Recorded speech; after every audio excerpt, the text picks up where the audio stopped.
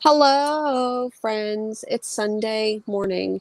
I know that I'm like always grooving and Grooving and something, tootin'. Grooving and Gro- tootin'. grooving and tooting and grooving. Yeah. Something like that. Hello, friends. It's Sunday. Howdy, friends. It's Sunday morning. I want to say first and foremost, thank you to everyone for being here, and I also want to say thank you to Eman. I don't know if Eman, you are still in the chat, but he is responsible for that cool ass little intro that we got going on. So in Yep. case, I would really love for everyone to go and follow him. He's got about 160 followers right now, or subscribers on YouTube. So if everyone could go and subscribe, I did go ahead and just drop the link in the chat. So go follow Eman. We were gone last week. We were. But we're back. We're back. Now with 100%, 102% more violence, would you say? 115. Okay. I was thinking about this. Our catchphrase could easily be, we wake up and choose like comic book violence every single Sunday. 100%. I feel like we should probably change the name because that is not very casual. Like casually violent Sunday comic chat. Work in progress, and you heard it here first. We're folks. not good with names. We were never good with names, so help us out. Yeah. Well, we were gone last week, but we're back. So we've got a lot to talk about. We were talking a little bit backstage about Substack and Free Comic Book Day, and of course, all of the comics that came out the last 2 weeks. Some really cool announcements for comics and creators that we really like, as well as I watched What If, the 2 episodes. I know you did, right? Yes. You're like, okay, yeah. So, anyways, here we are. I'll go ahead and say hello to some of the people in the chat. Hello, JP. My ears open for the gospel of violence. I like that, gospel violence. Hello to Brandon, Comics Kings. Hello to Tylox the Mighty. And C-List, if you're still in the chat, thank you for that amazing intro. I absolutely love that. Is there a party here? Is there a dress code? It is casually violent dress code Sunday. Casually violent. Let's see here. And then hello to John Stout. And then, of course, comic book YouTube hype man, TM Nerdy. Go ahead and check them out. Feel free to drop your link, Travis, in the chat. You should go and follow. And then hello to one of my other favorite people. It looks like Josue has feelings about the hair. I love it. It's definitely a change. It's good. I was telling Mars, I was telling you backstage about, I've done bangs so many times in my life and they've never looked good, like ever. So rock it, embrace it. Work in progress. Hello to Puff, Sean, and okay, I think I got everyone. Hello to Tim Crocker. I don't think that I said hello to you yet. Oh, and it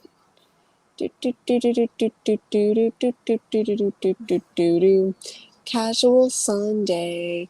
Hi, Simeon. How are you doing? And then Steven, what if comics didn't break your heart? Listen. They always will. They always will. There was a comic that had me cry. I'll probably talk about comics. There was a comic that had me cry this week. Which one? Oh, oof. Well, maybe I know which one. Okay, we'll talk about it. I'm like trying to guess. I'm like, which one was it? Hello to Sleepy Reader 666, and then hello to Noggin Comics and DC Dude. Oh, you never catch these live. Well, welcome. We're just starting. Welcome. We're a little crazy here. We are, yeah.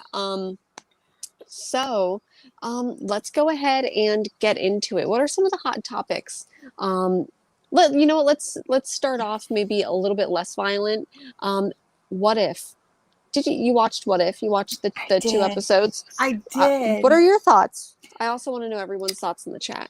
So the first episode was What If Petty. What if Peggy Carter became Captain America? And this is something that we saw recently happen with Marvel's Exiles. So I was really, really excited for this episode. I didn't love the episode. And here's why. It felt like the first episode of What If played it extremely safe. So for about the first 15 minutes of Peggy Carter's What If special episode, it's basically a retelling of the Captain America First Avenger movie, but with Peggy and Steve's shoes. And there was no differentiation from the two stories and no variation, no nothing. So I really was disappointed with that. And then we get to the last 15 minutes where, things start to get a little different. We get to see Steve go into the what is his Iron Man suit called? His Iron Man suit. He had an Iron Man suit and it was like Nazi Smasher or something kind of dope as fuck. And I was like, okay, cool, we're getting some variation here. And I started to get into it. And then it was over and it was sad. And I just wish that the entire episode had that same, what if energy instead of just a retelling. But what were your we'll jump into episode 2, but what were your thoughts on episode 1?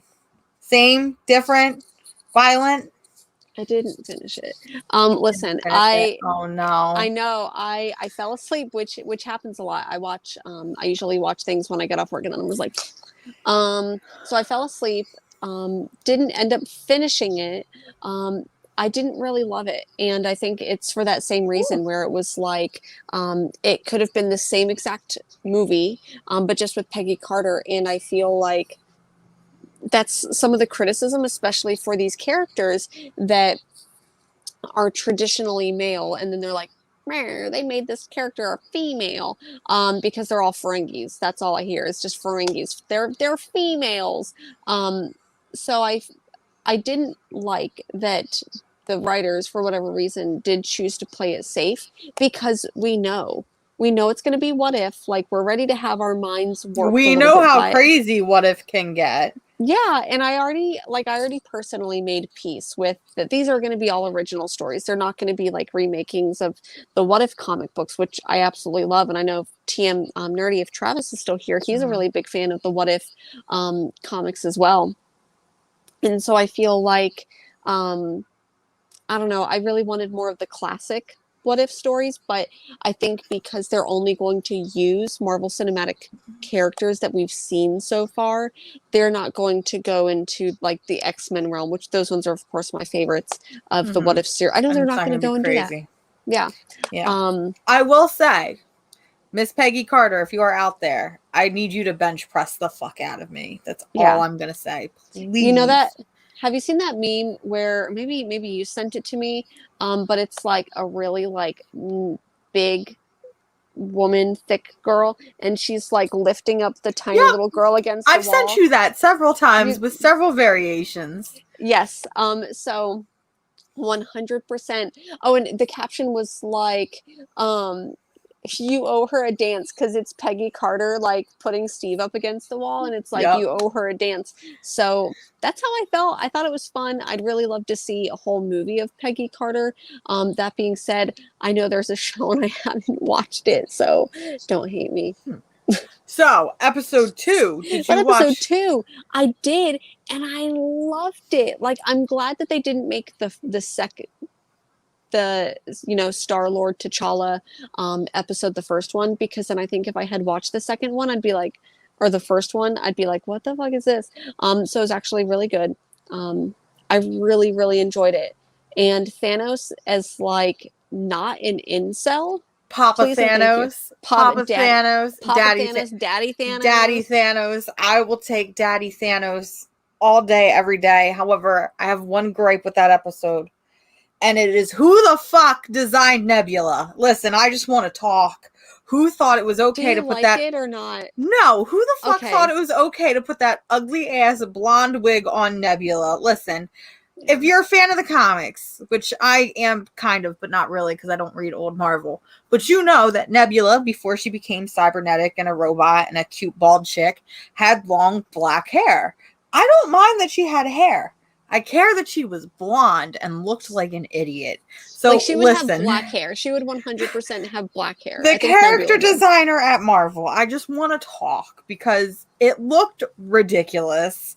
It looked funny. She wasn't intimidating like she should be. And it just upset me. So spoiler alert, kind of would it be the MacGuffin? Is that the right word that I'm looking for? But the whole like thing about the episode was that so Scarlet Witch had like, or not Scarlet Witch, Nebula had like her face covered up by the hair because of her eye. And that was what the Collector was at, like after she was gonna like use that or whatever it was with the eye. And so I feel like they needed to use that for that, but I didn't. I agree with that. I liked her like overall style, but Yeah, her overall style was great, and it reminded me of classic Nebula, except for the hair. But yeah. it wasn't Nebula's episode. It really was. What? It was a Chadwick Boseman episode. Like, let's be honest. For those of you that don't know, this was Chadwick Boseman's last performance as T'Challa Black Panther. And in fact, he was actually the first person to sign up for What If when it was announced, because he knew that it was probably going to be one of his last roles, and he wanted, the article that I read was he wanted to be able to portray this character as much as he possibly could before he left us. And I'm gonna be honest, I bawled the whole way through because it felt like he knew, you know, it felt like he knew. And it felt like in those last couple lines where he's talking about, you know, this place beyond and where he's going to fall and where he's going to end up belonging. I cried like a little baby. I'm not gonna lie. Listen, I cried like a little baby over the stupidest stuff, but same. It hit home. And if I'm being quite honest, it was both a homecoming and a perfect send-off for Black Panther and for, of course, Chadwick Boseman, you know. So if you haven't checked out episode 2, you know, definitely please do. And that's what I really like about this Marvel What If is, you know, one episode could be bad and then the next episode could be really, really good. And I'll be honest, I was not excited for this episode because the idea of T'Challa become Star-Lord just is boring to me. Like, why? Ooh. Why? Like, it didn't make any sense. But the way that they did it and the way that they formulated it and changed our expectations, because we see a lot of other characters show up, and it's not just a what if for T'Challa. We've already touched on, you know, Nebula and Thanos. It's also kind of a what if for them as well, because in this one, you know, he is no longer, you know, a killing maniac, and now he's part of the Ravagers. So I don't know. It was just really, it's always cool with these what ifs to see these really weird scenarios that we don't see often. That's my favorite part about What If. I agree. And I think that, like, obviously there's some more of the classic ones that I really would like to see. But like I said, I don't think that they're going to be able to really touch X-Men until like X-Men makes a bigger presence, in the world. I thought that this was like a perfect send-off as well. It really was. Because then, I mean, obviously I don't know what they're going to do for the new, like the Black Panther movie, with the exception of Riri Williams. Riri Williams is officially going to show up in this new Black Panther movie. So I'm really curious to see. I don't know if, you know, she'll be playing a major part, if it'll be more of a cameo. So since we really haven't gotten one of those end credit scenes that kind of tell us what's going on, I feel like I really hope that she's not just an end credit. I hope that she ends up being a bigger part of the movie. Bigger part of it. I really think that she will become some people's new favorite character. I think that Riri Williams, people will finally see themselves in movies. Or in TV shows, in comic books, and I really hope this brings that type of reader into the comic book store, because I think that even though Riri Williams, her history isn't that long, I think that she has a really cool one, and I think that she has a really accessible story. For sure. I agree, 100%. Mars, can you describe to me what Substack is? I'm gonna go there. I cannot, because I don't think any of us know what Substack is, JK. That is also true. Substack was initially this really weird newsletter type platform. And it's, from my understanding of it, is it's kind of like a Patreon, but more content coming out of, say, a Patreon. Yeah. For lack of better words. See, I thought it was the opposite when I first heard about it. I thought that Substack was really just like a newsletter, and people like paid monthly for your newsletter subscription. So I thought that it had less content than Patreon, because when I first heard about it, I was like, how are creators going to put comic books on Substack? So that is true.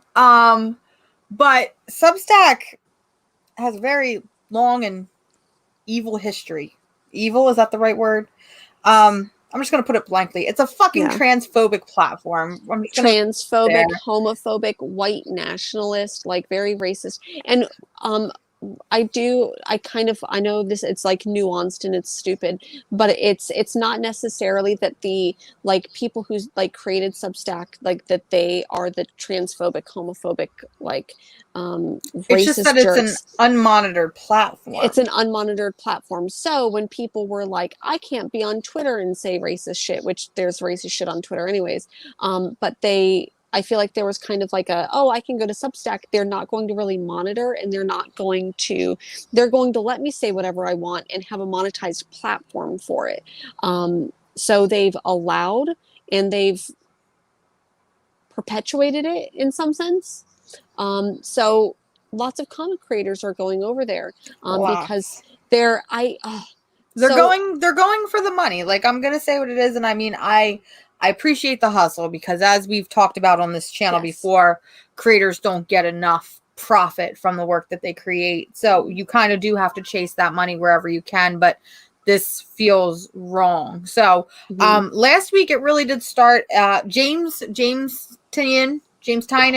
Tiny Onion. James Tynion announced that he would be leaving Batman and subsequently leaving DC Comics to pursue his own creative work through Substack. Listen, I'm totally okay with him leaving Batman, because if I'm being quite honest with you, I feel like Batman, and maybe by extension DC Comics, is holding him back. I agree, because I think that I enjoy his Batman run, and maybe it's just because I'm biased towards indie comic books, because those will always have my heart.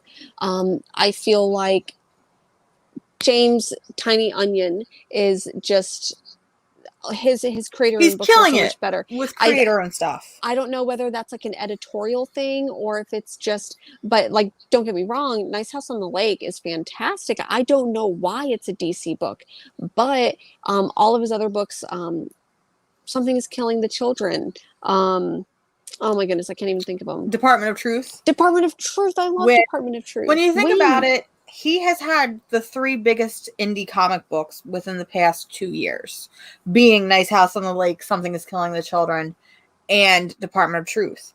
It's huge. It's huge. So I agree that, he needs to be focusing more on his independent comics, because at his core, he's a genius. He's a genius in what he writes. Go get your money. He's got such a wide range of style, where it's like, sometimes I think that this man is writing, books like Nice House on the Lake, Department of Truth, Wind, Batman, all in the span of a month. He's doing this, and it's absolutely insane. So why not kind of follow that? But I wish it wasn't on something like Substack. Well, after the announcement of Tiny Onion going, it felt like there was a dominoes. It was a domino effect. It was a wave of writers and artists flocking to Substack. We've got Donny Cates. We've got Ryan Stegman. We've got Ryan Stegman. We've got Ryan Stegman. We have Molly. That was a joke, by the way, Ryan Stegman, in case you don't get jokes. Oh shit, we're gonna get canceled. If you want to know the beef, just go to my Twitter, twitter.com/thatcomic girl. We've got Molly Ostertag. Thank you. Surprised me the most. Molly Ostertag, Chip Zdarsky, Matthew Rosenberg recently just announced. Scott Snyder is on Substack, and it just hurts, because especially when we look at creators like Molly Ostertag, and we look at Chip Zdarsky. These are people, and James Tiny Onion, honestly. We're just going to keep calling him Tiny Onion at this point. Tiny Onion, These are creators that pride themselves on either being part of the LGBTQ community or fighting for the LGBTQ community, and yet you are flocking to a platform that is so clearly everything you're standing for, LGBTQ. Now, granted, creators like Molly Ostertag and Chip Zdarsky have announced that they will be donating all of their profits to LGBTQ communities. So I think that that's cool, but it's just the idea that you're still on this platform. You're still generating revenue for said platform. I think that there's a lot of people, I mean, granted, like I'll say, I didn't know what Substack was before this mass exodus of creators to the platform. So I think that even though some of these creators whom, like, I love their work, like Chip Zdarsky, I don't know if y'all know, if you've ever read, oh, and I don't see it right here, Kaptara by Chip Zdarsky and Kagan McLeod, whatever, is so good. And it's been like 6 years since it was supposed to come back out and it got canceled at Image. Chip Zdarsky announced that he would be bringing back Kaptara to Substack. And I'm like, fuck. So people who didn't know what Substack was, didn't know that it was this platform for lots of transphobic content, lots of just homophobic, racist content. I think that it's going to bring people into that. Like, even though these creators may not be producing that type of content and can actively say, I'm against it, I'm going to donate money for the causes, but then are some of the people who are coming over to see your content, are they going to bleed over and are they going to give time, money, and energy to this other hateful content that's not being moderated? And I'm not here to be like content police. Buy what you want to buy. Don't buy what you don't want to buy. But man. And I'm glad you mentioned Kaptara because Scotty Young is also doing the same thing with I Hate Fairyland. I Hate Fairyland supposedly is getting a soft reboot by Scotty Young on Substack. And it makes us think. And you had retweeted something that was a very sad and sadistic joke. And that was the question of what if Brian K. Vaughan brought Saga to Substack? Listen, Brian K. Vaughan, if you're here, listen, I need you to look me in my eyes when I say this. Do not do this. Please, we beg you. Like, I will give you everything I have if you just don't do this. I hope you know that. So, Substack, I personally will not be supporting anybody on Substack. I want to say I wish some of the creators the best, but at the same time, I'm also making a mental note of everybody who is joining Substack. And we're making a list. There are some people out there that, are saying that because you're on Substack, I'm going to now boycott your work because it feels like you're taking a stand. And I personally don't feel as strongly. Yes. Yeah. I'm going to be, I don't want to say keeping a close eye because then I feel like I'm getting into Big Brother territory. And again, do what you want, chase that money, do what you have to do. But, just, it feels very weird. And yes, I agree. Who's going to be paying the artist for this? The writers, I think the writers are, and I think from what I understand, maybe someone correct me if I'm wrong, but Dan from Comic Shop News was saying that creators are being paid $600,000 to go over. That figure sounds really high to me. I don't think that each creator is getting paid $600,000. Like, maybe they have $500,000 worth of just like money to be like, hey, come over. But apparently it's because it's very writer heavy that's going over right now. I guess they're going to be the ones who are funneling money, trickle down economics. Who knows, man? I don't know. It's very weird. Also, who the fuck wants to pay for a newsletter? That's all I'm going to say. Who actually wants to pay for a newsletter? But I think very weird. I know that Scott Snyder is apparently going to be doing writing classes. So I think that there's some, creators are able to do that. And I really I want to make this apparent, like, creators, go get your money. Like, especially when we hear that Marvel gives creators $5,000 for rights to these big characters that make millions of dollars in profit at the theater and then in merchandising and comic sales, but then you're only giving your creators $5,000. Man, like, if I were one of these creators, I would go to Substack for free at this point. Yeah. No. Maybe not artist, but it definitely feels like playing devil's advocate at this point. At this point, we're going to have to wait and see. I personally think that Substack, I think it's going to be a phase. I think it might last for about 6 months and then fans might not want to support it anymore, and then these creators will kind of be like, okay, we're done with Substack now. It does. I want to say that we've seen something similar to this within the past couple years, but I can't unfortunately think of anything at this time. I think it's gonna be a phase. I really do. I don't want to be one of those people that's like, the internet's not going to last that long. The internet's just a fad. But I also, I don't want to be a naysayer. I think that there is room for creators to go and do their own creator-owned content. And I do want to talk about something really quick because speaking of Patreon, Patreon kind of, I'm surprised that not a lot of these creators had already gone to Patreon because I think that Patreon is like the ideal platform for that type of stuff. But maybe about 4 years ago, Patreon said, hey, no sexually explicit content allowed on Patreon. Like even nudes, you're not allowed to sell. Even if they're like artistic or whatever, you're not allowed to sell them. And now OnlyFans is doing the same thing. So OnlyFans is basically saying no sexually explicit content. You can sell nudes and you can sell lewds, but you can't sell anything that's very sexually explicit. And so my thing is, here you go, writers, artists, hear me out. Just go to OnlyFans. Scott Snyder, James Tiny Onion, all of y'all, just go get an OnlyFans. Makes sense. Bring more people to that content and getting used to paying for it. Because like I feel like people would be like, why do I want to pay for an OnlyFans? I've got to pay like $15-$20 for one girl, and it's like y'all are going to do it for some mediocre writer. Anyways, true. Also, sorry, that's me and my platform. I like Josway's comment of biggest villain of the year: Substack, bad idea, or OnlyFans. I don't know, man. It's kind of a three-way tie. Kind of a three. I feel like bad idea isn't as bad. Maybe. I don't know. I'm equally mad with all of these companies right now. We're equally mad at you. Equally mad. I think when I went on a rant to everyone, I apologize. I skipped a whole bunch of comments because I'm seeing Bueller in the house. Hello, friend. Welcome back from Florida. Okay, yeah, I missed a whole bunch. Biggest bust of the year, OnlyFans. Yeah. Yeah, I could go on a whole rant about that. But anyways, I think people should pay sex workers and get used to paying sex workers, just the way that we should be paying all creators, right?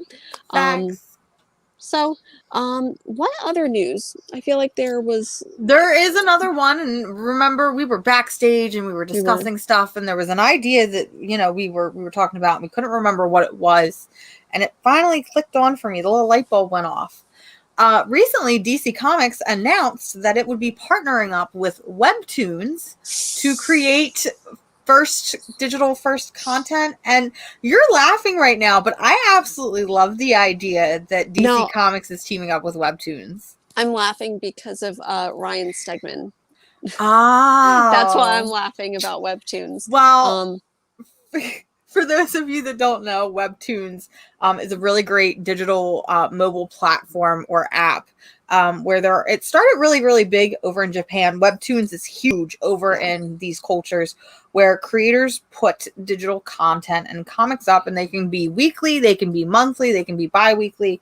I personally love Webtoons. I am reading a little book right now called Lore Olympus, which is getting I am a print. obsessed with. And it is getting a print copy. It is getting a printed copy. And it is part of my Saturday night schedule where I cozy up in bed. I turn on my phone and I read Lore Olympus before bed. And I love the idea of DC Comics coming to an app format, because we see a lot of comic book apps like Comixology and even the DC Universe app and Marvel Unlimited where you can get them on your phone.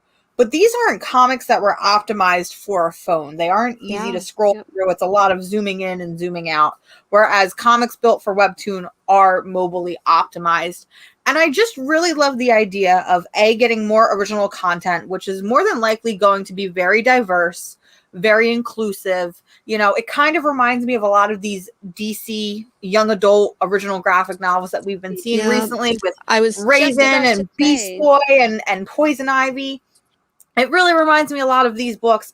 And I just like the idea of making comics not only free, but making them accessible to those that might not normally have accessibility to these comics. Now, there are some people out here that, you know, kind of want to be a dick about it, but I absolutely love it, and I think that it is just absolutely fabulous. And part of me really hopes that Marvel might follow suit, and maybe some indie comic publishers might follow suit with it as well.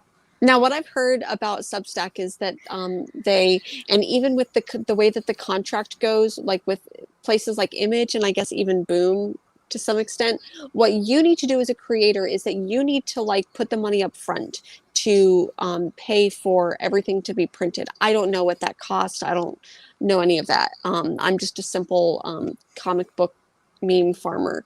I sell comics and comic accessories. But anyways, I do think that some of those other comics will end up eventually being printed. I really hope that DC, when they do the same, if they go with Webtoons, maybe they'll do like same day releases, or maybe they'll print it first and then put it on Webtoons, or maybe they'll put it on Webtoons and then maybe release it. But I really hope so, because I wouldn't mind them going like a Lore Olympus route, where Lore Olympus has been running for a little while now and is now being printed.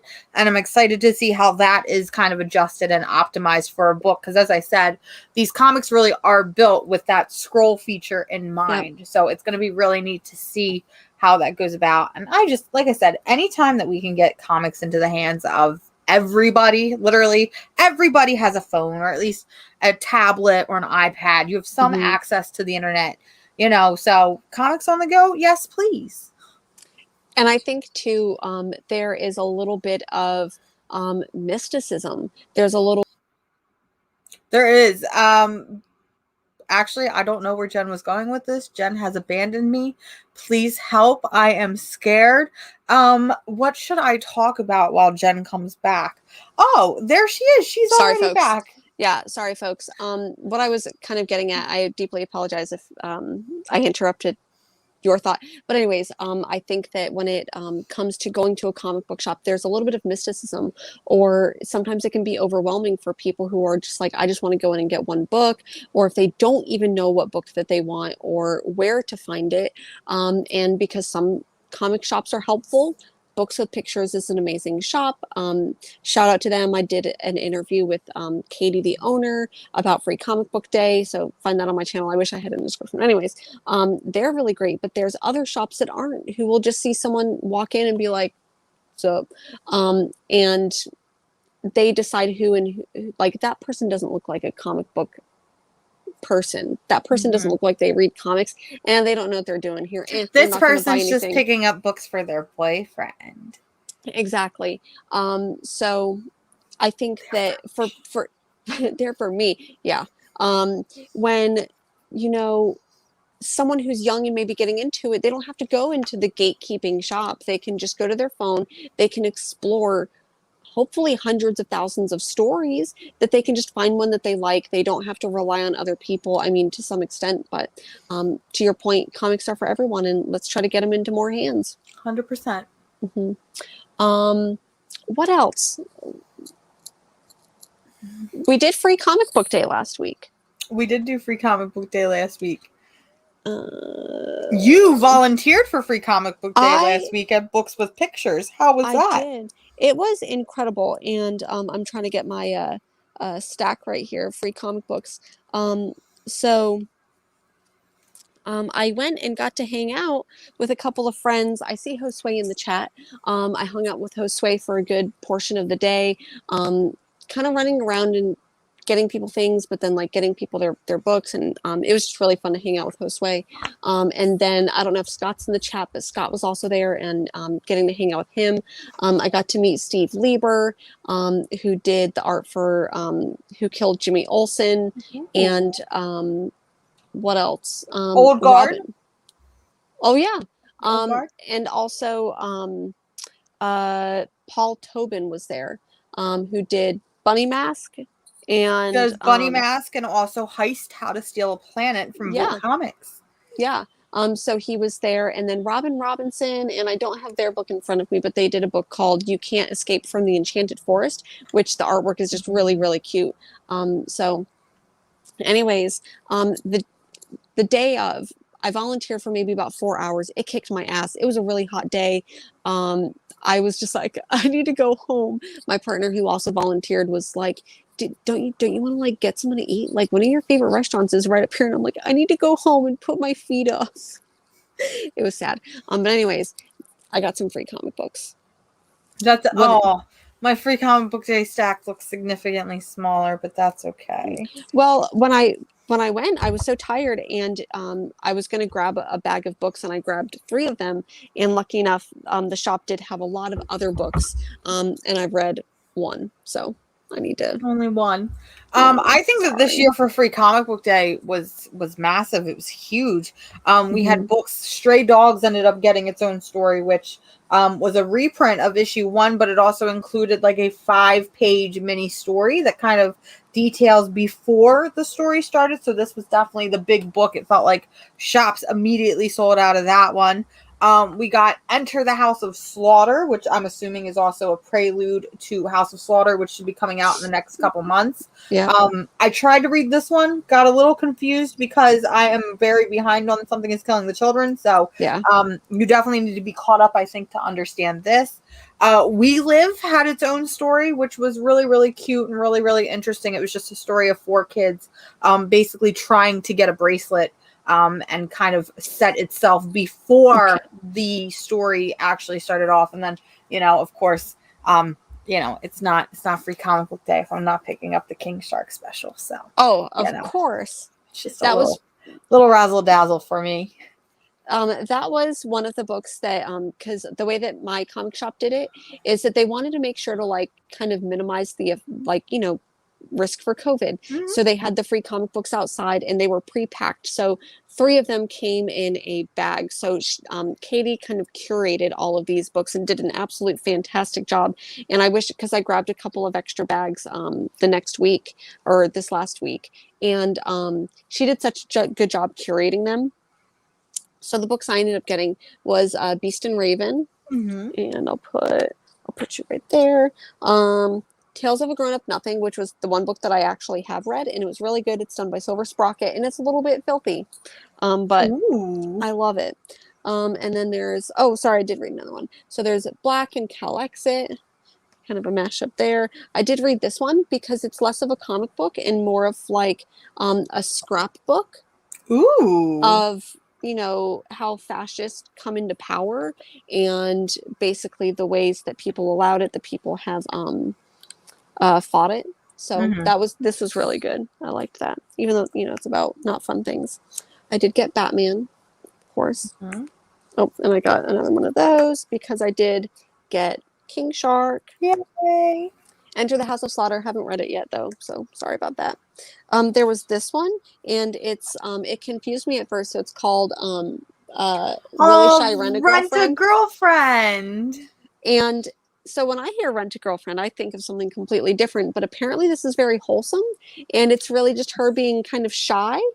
It is. Rent a Girlfriend is a very, very great manga where, you can, I believe that the mainline manga title is this guy who's kind of shy and quiet. He rents a girlfriend because I don't know if this is actually something you can do over in Japan, or if maybe it's just something that was in the book where you can literally rent a girlfriend, and it's about, the guy falling in love with his rent a girlfriend, which can be a little problematic because you're not supposed to do that.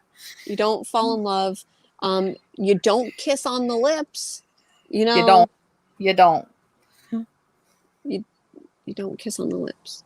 Okay, Julia Roberts. Okay, thank you for that. You're welcome. I also got Gloomhaven. Don't really know too much about the Gloomhaven franchise, but it was in a pack. I also got this Avengers.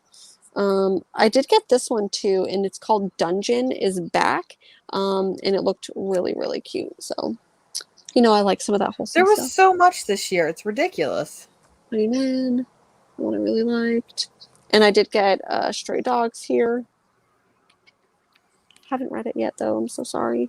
I did get Judge Dredd because Katie just absolutely raved about this book. So really excited to dig into Judge Dredd. And then Bountiful Garden, which is an Aftershock, Mad Cave book. And it's a new Mad Cave title coming out. Looked kind of sci-fi-y, like weird sci-fi, which is one of my favorites. So That was my free comic book day. It was a very hectic free comic book day. And one of the reasons why we kind of took a break from last week, because you were tired, I was tired. It was a long week for both of us. And I know that everybody wants us to start talking about comics because, that's why we're here. They're basically banging at the door. But there is one more thing we have to discuss before we start talking about comics. And that is something very important that happened last week. So, DC Comics, listen, we got to have some words because I'm both very proud of you and very upset with you. So last week in Batman Urban Legends number 6, we finally got confirmation of a queer Bat Boy. Except hear me out, DC. You confirmed the wrong queer Bat Boy. We got Tim Drake confirmed as bisexual finally in comics. And listen, the internet is going absolutely insane, both in a good way and a bad way. I'm here to say, listen, y'all finally made it gay, you cowards. So A+ to you guys. I am very proud of all of DC Comics right now and how forthcoming they have been with it and how proud they have been with it. Because you know what? I think it's kind of cool that Batman has a gay son now. It's pretty cool. Yeah. It's pretty rad. I love that for him. I think that, I know people who didn't come out as gay until they were later in life. I know people who came out as transgender much, much later in life. And so for all these people who are like, he can't be gay. Like he's never dated dudes. And it's like, well, one, he is bisexual, and that's how dating people works. Like, he's obviously still a much younger kid. I don't know. I just want to be like, do you even know gay people other than like fucking like Will and Grace? Gay people? Do you even know gay people? Do you even know how gay works? So anyways, yeah, he came out as, well, I don't even know if he really came out as bi. He was asked on a date and he said yes, but to me that's confirmation. Like I need that less is definitely than that for confirmation. It's 100% of that is confirmation. So listen, Tim Drake, very proud of you, but hear me out, DC Comics. Look me in the eye. Okay, we're doing this today. Let's go 2 for 2. All right, 2 for 2 on this one. Make Jason Todd bisexual, you fucking cowards. Please and thank you. Chaotic neutral. Disaster bisexual, please. Disaster bisexual. Can we just Tim Drake is too organized to be a true bisexual. I mean, he is a true bisexual, but he is definitely very cool, calm, collected. He's got his life together. Jason Todd is the definition. From one disaster bisexual to another, he is the true definition of disaster bi. Yeah. That's all I'm saying. Simple as that. Yeah. So I think it's great. I think that there's going to be a lot of people who go and pick this book up, but it's like in Urban Legends, right? It was Urban Legends 6, and I wasn't reading. I think I bought the first one, but haven't been reading it. So we'll see how many people this gets into. Urban Legends. It's very exciting. Very exciting. All right. But that was last week. And that was last week. I read a lot more books from this week than I did last week. So I have a lot more to talk about with this week. But what were some of your favorite books this week, last week? What were some of your least favorite books? I feel like let's switch it up today. We never do this. We always start DC. I think we should start off on the other foot. Let's do it. I think we should start off on a very big foot. Okay? Ooh. There's a little book that came out this week. Just a little one. Called Trials of Magneto. Okay? And Lil Marmar is a dumb bitch and bought 4 copies of the same book at $4.99 a piece. Yeah. Okay? So what you are looking at here, ladies and gentlemen, is $20 for a Marvel book. For $20 for a Marvel book and or the price of one trade. Okay, this is a trade, okay? Jen has been begging me for years, please read X-Men, please get into X-Men, please love X-Men, please like X-Men. I got this book, and I'm like, I really don't want to read this book. I was even going to pay my partner to read the book and kind of cliff note it for me. Oh my goodness, that's cheating, Mars. I woke up this morning, and I was like, damn it, I got to read these books. And this was the last book that I read, because I put it off. Trials of Magneto is the best X-Men comic I have read in a long time. We did it, guys. We can all go home now. Mars is Show's over, finally guys. reading. Not only, here's my thing, is that not only are you reading Marvel, you're reading X-Men, and you're basically reading like an X-Men event book. It's fine. I don't want to talk about it. Okay. I need to know. Sorry. I loved this book. All right. I'm a big listen, okay. I'm a Scarlet Witch hoe. But she hates X-Men. And WandaVision made me a Scarlet Witch hoe. I really, really love Wanda Maximoff. That's my baby girl. I love her so much.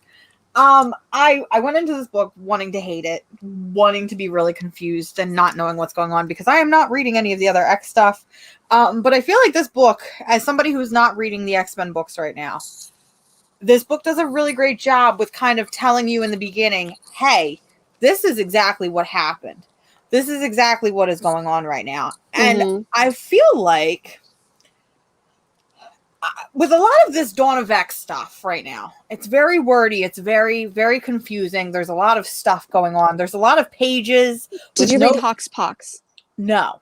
I need you to read it. Mars, listen to me. I need you to read Hoxpox. Baby steps. Baby steps. Josue, I know you're in the chat. Let's bully Mars into reading Hoxpox. Everyone in the chat, bully Mars to read Trials Hoxpox. of Magneto. So I like this book because there was no pages of just no pictures and all text. So thank you, Leah Williams, for that because I was waiting. If there was going to be one page of just a wall of text, I was shutting the book. That's the best thing about Jonathan Hickman, though. No, it's not. Listen, I read comics because I have goopy goblin brain and I can't handle walls of text anymore. So I have not read a real book in like 10 years. Okay, leave me alone. Anyway, so this book does a really great job of being like, hey, Wanda Maximoff died. Hey, here's this team called the X-Force that is trying to figure out who killed her. Yeah. Hey, here's Magneto, and we think that Magneto killed her. Oh, and by the way, we've put to a vote that we are not going to resurrect Wanda Maximoff. Which, first of all, fuck you all. Yeah. Resurrect Scarlet Witch. I don't give a fuck. Leave me alone. Anyway, I really, really liked this. This is the book that actually made me cry this week. Because there is a lot of really emotional moments with Magneto. There's a lot of emotional moments with Tommy, which is her son. And there is a very, very emotional scene with Pietro where he's like, she was unwell. She was unwell. She wasn't herself. She needed help. All she needed was help. And I resonated with that. And it broke me down a little bit. If I can be so bold, I feel like this is a really, really great companion piece to House of M. I really do. Yep. I feel like you could almost read House of M and then jump right into Trials of Magneto. And I don't want to say have a good time because you may cry, but you do not have to read all of Hoxpox. You do have to read all of Hoxpox. Okay, Jen says you have to read all of Hoxpox. Everyone. But to get an understanding of what's happening, I feel like you can.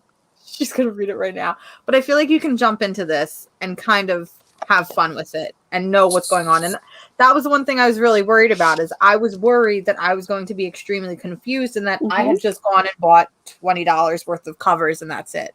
I am going to continue to read this. So we did it, you guys. We did it. It's only 5 issues? So that's all you got me for. And then I'm out of this X-Men hellhole. Okay, but hear me out.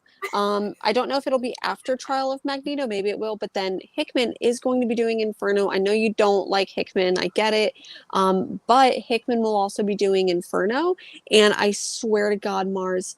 I will read Inferno. I am probably going to hate it. But I will read Inferno. Also, I need you to do me a favor. Can you flash up the comment from Josue because I hate this and I'm hurting on the inside. Yeah. Stop this. Stop this right now, Josue.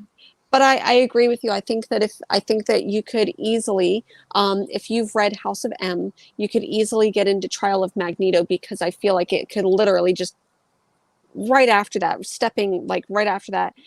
But this event was following the, even though I don't think that you need to read the Hellfire Gala, I don't think that you need to read that event. The last issue, Scarlet Witch is found dead.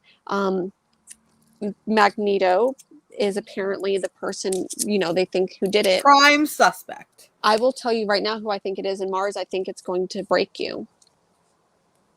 Who is it? I think it's Emma Frost. I think Emma Frost killed Scarlet Witch.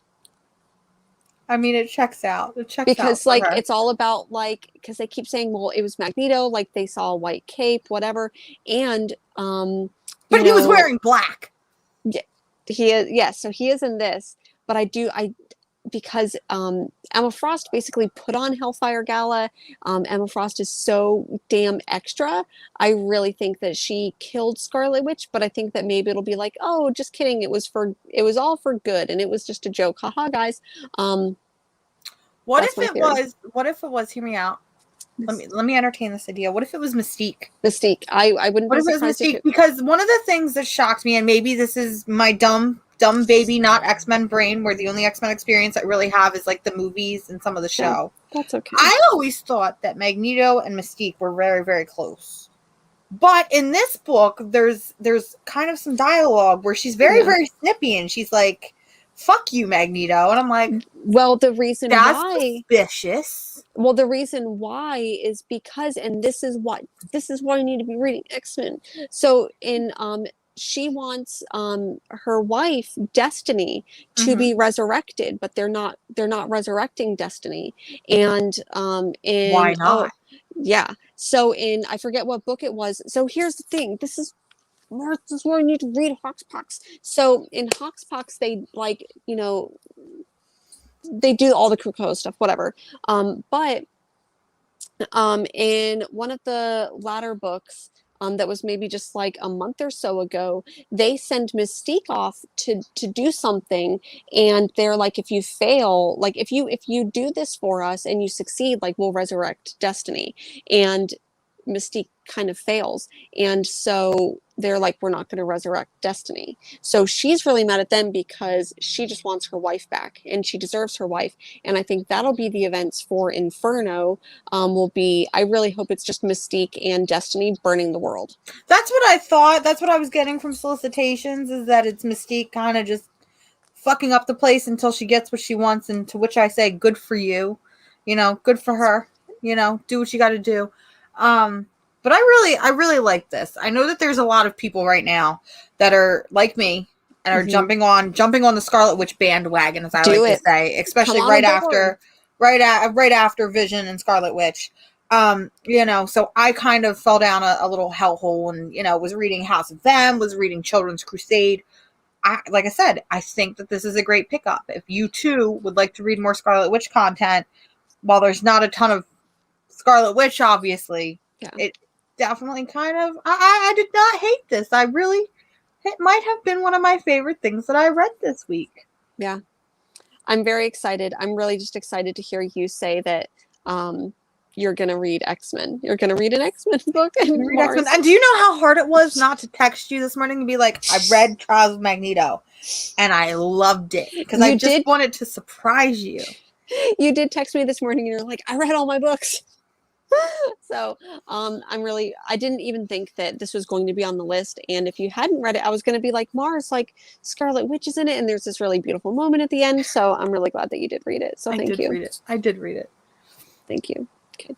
I know you said that you only read 2 books last week. I know that I'm pretty sure we had like the same.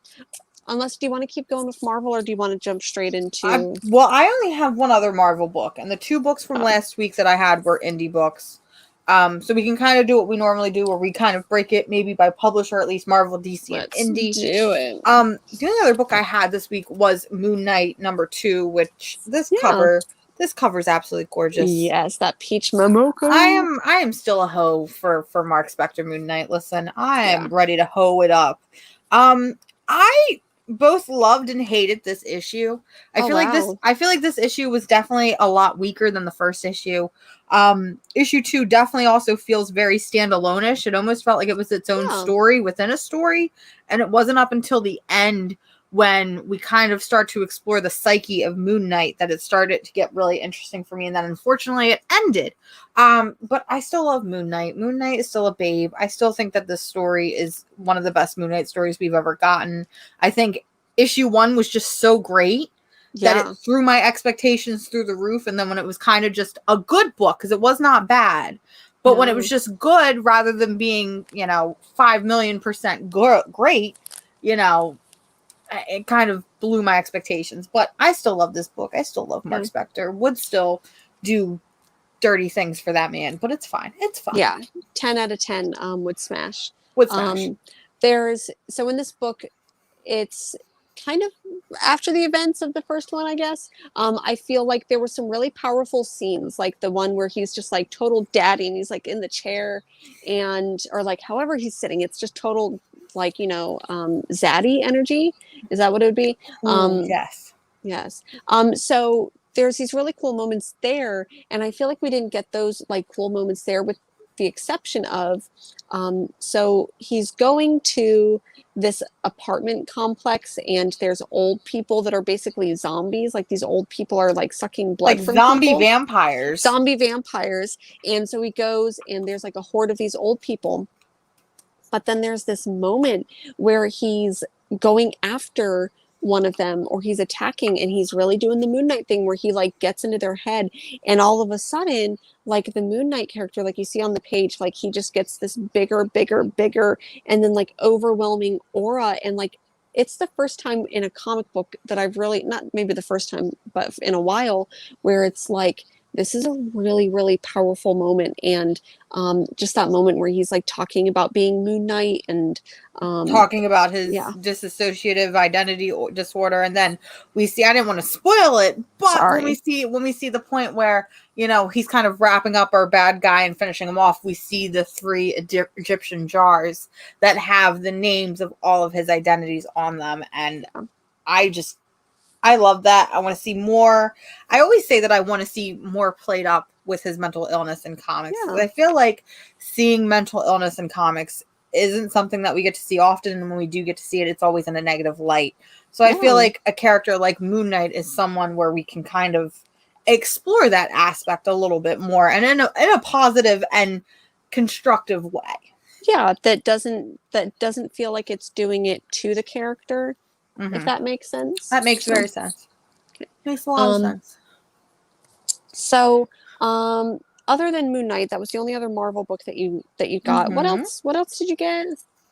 Let's go to indies now. You want to go to indies? Let's do it. We can do indies. There's a book from last week. I feel like I'm missing a whole damn stack of books. So there is a book from last week that I know that we both really, really loved. So I am known on this channel for shitting all over a certain publisher by the name of Behemoth, because they publish books like You Promised Me Darkness, Freak Snow. There was another title from them that I absolutely hated, and I can't think of what it is. So I had, this book pre-ordered, picked it up. It was supposed to come out like 2 weeks ago. It was supposed to come out like 2 weeks ago, and it didn't. Yeah. But this is Cinnamon from Behemoth Comics, and when I tell you that this is probably my favorite book that I've read in such a long time, I love this book. Listen, I was in such a raw mood last week. If I can be so bold. I was in a very raw, very depressed, very angsty girl state, which is one of the reasons why we were not here last week. But I read this in my emotions. And the overwhelming joy that I got, even if for a brief moment, from this comic was just absolutely amazing. And I'm really thankful that I was able to read it. How do I describe this book? Cinnamon is a book about a cat that, in this particular issue, all she wants is catnip. And we see her kind of transition back and forth between just normal stuff with her owner. And then we see into the head of little Cinnamon, where Cinnamon is this badass bounty hunter who is on a mission for catnip. And we see her kind of on motorcycles. We see her throwing bombs. We see her owner kind of imagined as like this evil bad guy, and they're throwing out distractions. But in the real world, those distractions are just little, electronic toys And it's just a fabulous book. And I'm sad that it's only 3 issues because the artwork in this is gorgeous. It's delightful. We get really cool halftone screening in some of the panels. I love the fact that this book is pink. I love that it's pink. It's the simple things, folks. It's the simple things. This really just feels like one of those, it almost feels like it should be a zine. It's just one of those fun books that I feel like I would find in like Artist Alley.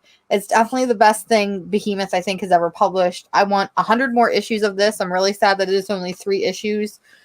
I want more Cinnamon. Please, if you have not picked this up, this is just a fun time. That's all I can say. It's fun. It's very fun. Yeah. I was getting the feeling of Behemoth that it was going to be like Scout. Like, I would love some things and then hate some things and love some things and then hate some things. And I don't even feel like this was Behemoth. I feel like this doesn't. I feel like this could have been a Mad Cave book. I think that if it was a Mad Cave book, it'd be longer than 3 issues because most of the Behemoth books have only been 3 issues. Mm-hmm. I love this. I left this book thinking it was only going to be like a one-shot. So I'm glad it is going to be much longer. I thought it was going to be longer than 3 issues, but Behemoth doing what it does. You're right. Each issue feels like it's an anthology, so it's the start of a story, and they're like mini stories. It feels like this should be like a fun graphic novel where it's just an anthology series. So if you missed out on issue 1 and you can't find issue 1, don't worry. Contact your shop, tell them you want issue 2 because, listen, it's the cutest damn book I've ever read, and I love it so much. It is, book of the year. I don't even care. I'm gonna be so bold. Book of the year. I love it. It's so much fun. It's so much fun. It is. It really is. The other, I forgot to mention a Marvel book. Oh, I was going to say there was no way that was all the Marvel books that you read. No.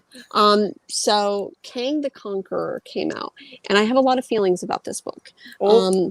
So for those of you who haven't been watching, this is going to be a little bit of a spoiler alert for the Loki show.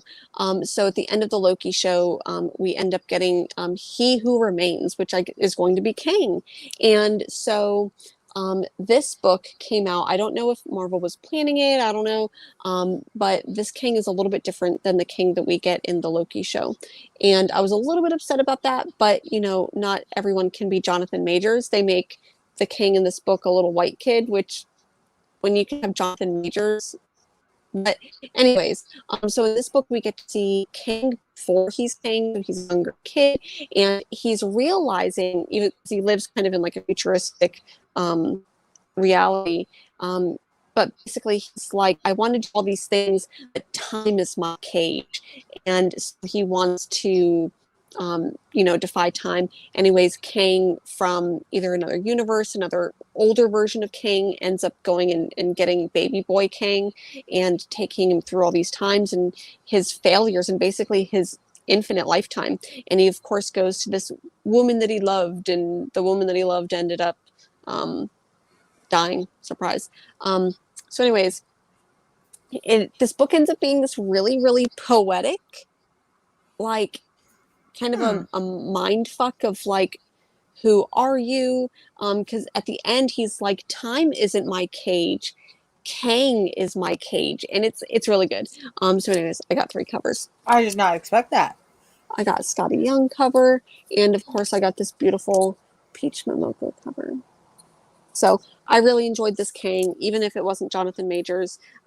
Excited to read the next one. I think this is only a 5-issue series, so not too much.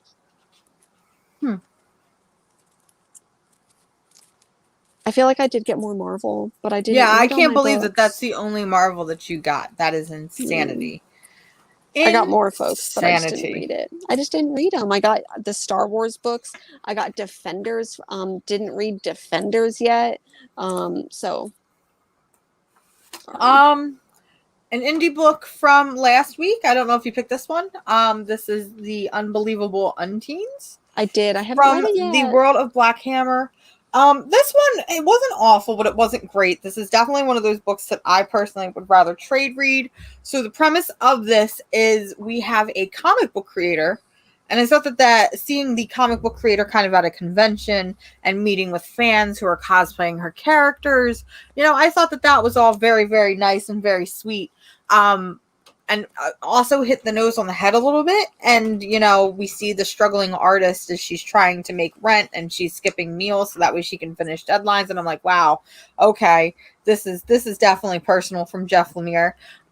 So we have this character who's a comic book creator, and she has this group called the Unbelievable Unteens, and she is visited one day by one of the characters from her comic book and is told, you were also somebody from that comic book world. Ooh, and is this a crossover? It's almost like a crossover where, he's like, well, where do you think that you got these story ideas from? Why do you think that everything comes to you so naturally and everything is so what do you call it? So real to you, for lack of a better word. And he's like, it's because you've lived it. Like I said, this was pretty great. I probably would trade weight it versus getting it issue to issue. This is another one of those World of Black Hammer books. But you don't have to read Black Hammer because it has nothing to do with Black Hammer. But you need to read Black Hammer the same way that you need to read Hoxpox. But you do need to read Black Hammer. Black Hammer is fantastic.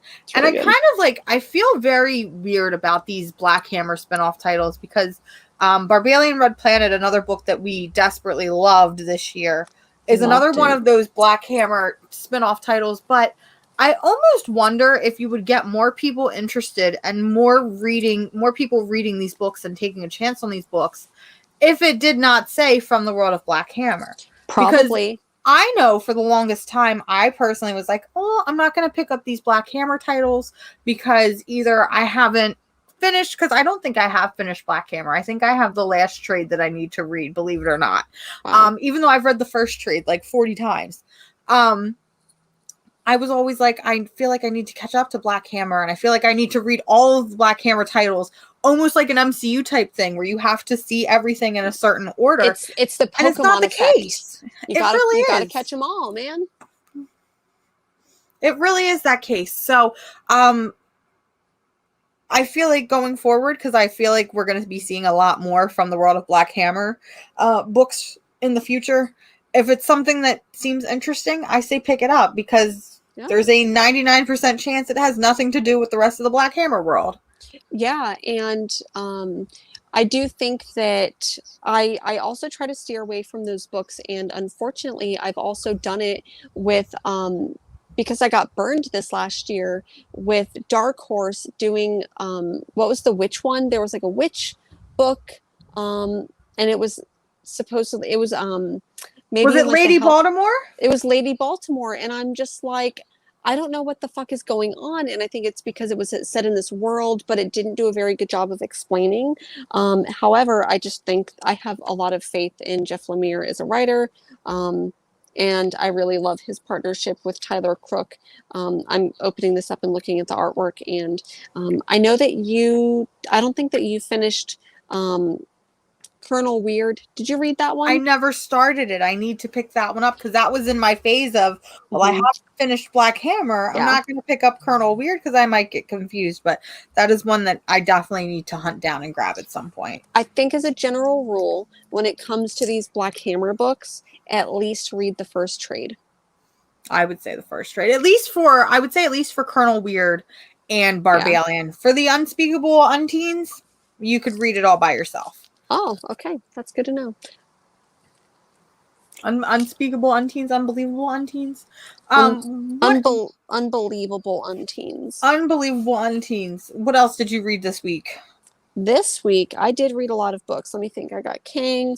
I got Moon Knight. Oh, okay. I really wanted to talk about this book, and because it's right here, I'm just going to get into it. I know it was my favorite book of the week. Hands down. Is it? This book, Killer Queens, is so damn good. People may know the writer because of Canto. David Booher is the creator of Canto, and which is a completely different book. Completely different book. Killer Queens is basically about two reformed like assassins, mercenaries who are no pun intended, trying to go straight. Jokes on us, they're both gay, and I love Gay it. in space. Space gays, my Space gays. favorite genre. And the these characters are just so much fun. They bring so much personality. They're so likable. They really are, and I can't remember honestly either of their names, but that's on me. I think one of them is named Ash. I feel Ash, like that's the guy, right? No, one of them is named Alex. And the other one is, damn, I don't actually know. Wait, you have the one cover. It tells you on the cover. Oh, it does. Thank you. So there's Alec and Max. Alex Max. Okay. Okay.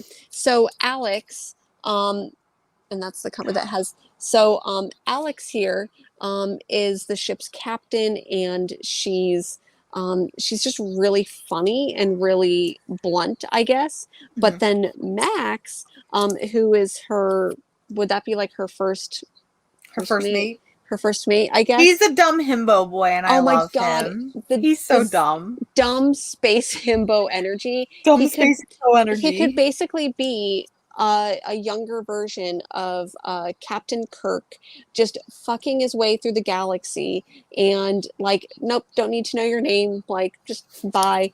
I feel like she's a little bit that way too, but the dialogue between these characters, the zany adventures that they're getting in is the characters themselves, because our main villain is a talking monkey that wants his ship, and he has space otters as his fucking henchmen. Listen, you're gonna get mad at me because I feel like you get mad every time I compare books to this.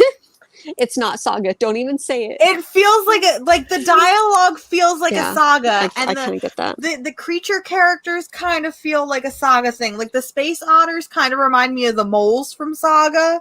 Like it's fun. It's zany. I don't know what's going on, and at this point, I don't care.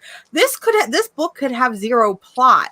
But because these characters are so much fun, because the dialogue between them are so much fun, there's one scene in particular that I absolutely love, where the evil monkey is ranting about how they've stolen his ship and he wants his ship back. And at one point they mute him. And so the monkey writes on a piece of paper, "Did you just cut my audio?" And we see Max give up his thumb, and then our monkey guy just kind of flips them the bird. Yeah. It's little shit like that where I'm reading it, and if I laugh out loud, you know I'm having a good time, because I love books like this that just have straight up comedy. I know I compared it to Saga, but this also feels like it feels like a Worse Dudes. It feels like an assassination, where these books are just kind of funny and wacky and quirky and crazy, but also really fucking gay. So David Booher, thank you. I think the only bad gripe I have with this book is that it is only 4 issues. Yeah. I need it to be more than 4 issues. Why is every book that I love 3 or 4 issues? It's annoying. I think it's a Dark Horse thing, because they've done that for a lot of their books lately. So I do think that this could easily become, like, they'll probably do, what if they did like a Black universe or Black Hammer universe with Killer Queens? That would be a lot of fun. Please. But David Booher writing Canto. Canto's also becoming a show or a movie or something. So I think maybe time could also be a thing. But it's really cool to see David Booher, a queer creator, get some good recognition, and I really love his books. So good job. Also, I just realized, am I secretly pulling an Alex cosplay right now? I think. Well, what I noticed is that Alex does have a shaved head on the side. I got to shave my head. I got it. Because I'm like, oh, very, very nice. Because both of the characters have like an undercut, the gay haircut. The gay haircut. Yeah. So I am also gay, so it all works out in the end. It's fine. It all works. Yeah. I know that I was just like, this is my favorite book of the week, but it really was. Please read Cinnamon, and then please also read that. But there was another book that came out this week that I absolutely love and is contender for one of my favorites. Oh, what was that? So from Boom Studios, we got Eat the Rich #1, and I really loved this book. It was absolutely fabulous.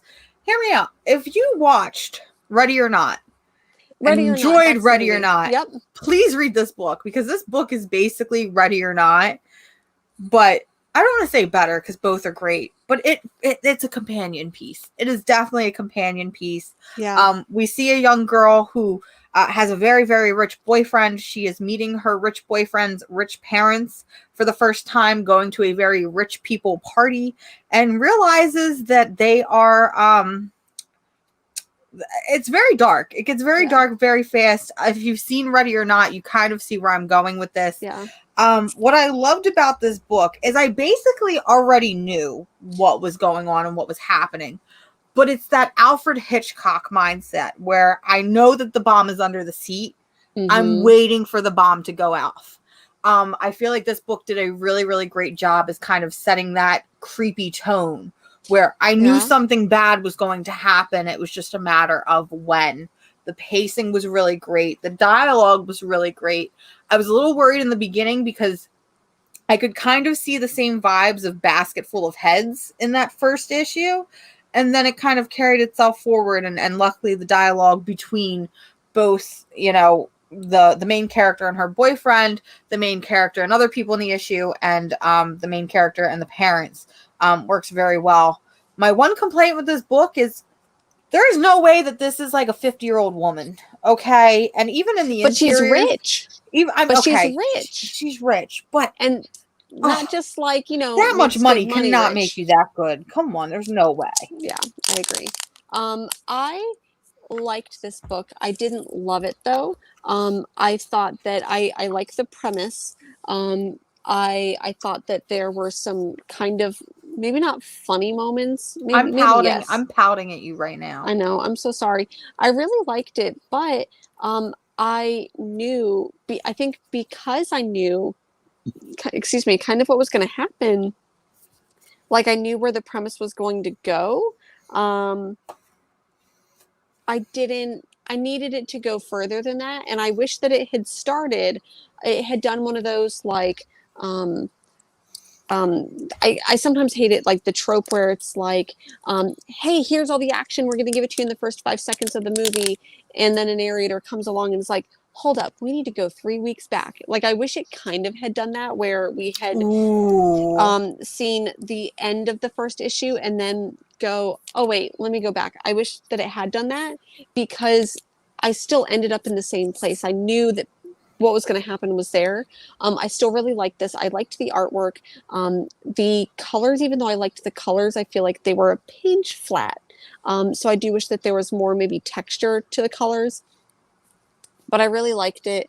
And I think that any Boom book that's coming out right now is just going to be really, really solid and really consistent. There's a term that you were looking for that I'm looking for. I can't think of what it's called, but in film they use that a lot when the beginning is your end of the movie, or the beginning is the end of the movie. Yeah. Because we see it in Daredevil, we see it in Spider-Man.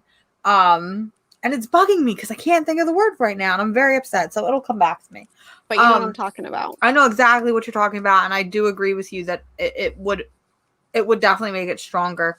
But I think for a horror-esque book, this is pretty good, and I'm having a lot of fun with it. So that is 3 books this week that have 4. Oh, this is a bad week. That is 4 books that have been added to my pool list.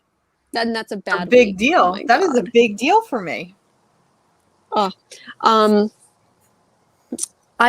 feel like I needed it to be a pinch more. I really liked it. I'm surprised that you only added 4 books to your pool because anyways. You're crazier than I am. I am. I feel like there's more indies that we read, or that maybe you read. I have one more indie comic that we've read, and it is the finale of a book that we were very, very passionate about. What book and was maybe this? Aren't very passionate about anymore, and it's a little book called Hollow Heart. I didn't read it. I haven't read it yet. I'm so sorry. No spoilers. I'm so sorry. Well, I can't. All right, join us next week when we discuss the finale of Hollow Heart. Because Josue, help me out here. I got some very strong feelings about this book, and I can't tell if I like them or if I'm upset with them. I will say, I did say that this book was Comic of the Year when it first came out. I definitely disagree with that statement now. I will say that. But I have a lot of feelings about where this final issue goes. So, Jen, I need somebody to talk to me about this book, Josue. DM me later, please. Otherwise, I will be accepting applications for a new co-host. Thank you. Did that book come out this week or last week? Came out this week. Shit, man. Maybe it's over here. Sorry. I've got stacks on stacks on stacks, folks. Stacks on stacks on stacks. That's not me flexing by any means. That's just me saying that I'm an unorganized bitch. So she's got stacks on stacks on stacks. Stacks on stacks on stacks. I only have DC books left. I only have 3 DC books left. But I did pick up variants for our further printings, I guess, for Nice House on the Lake. So we have Nice House on the Lake, the 3rd printing where we're seeing it chopped up a little bit more. And listen, I'm such a dumb bitch when it comes to money. Yeah. I will buy these even when it's on like 12th printing because they just keep getting cooler and cooler. And then I also picked up the 2nd printing for Nice House on the Lake number 2. So I really like these distressed comic book covers. Yeah. And Gary, no, it is not. I mean, I'm sure it's similar to reverse chronology, but there is a term for it that I believe starts with an M, and I can't think of what it is, and it's bothering me. I will get back to you on that. Yeah.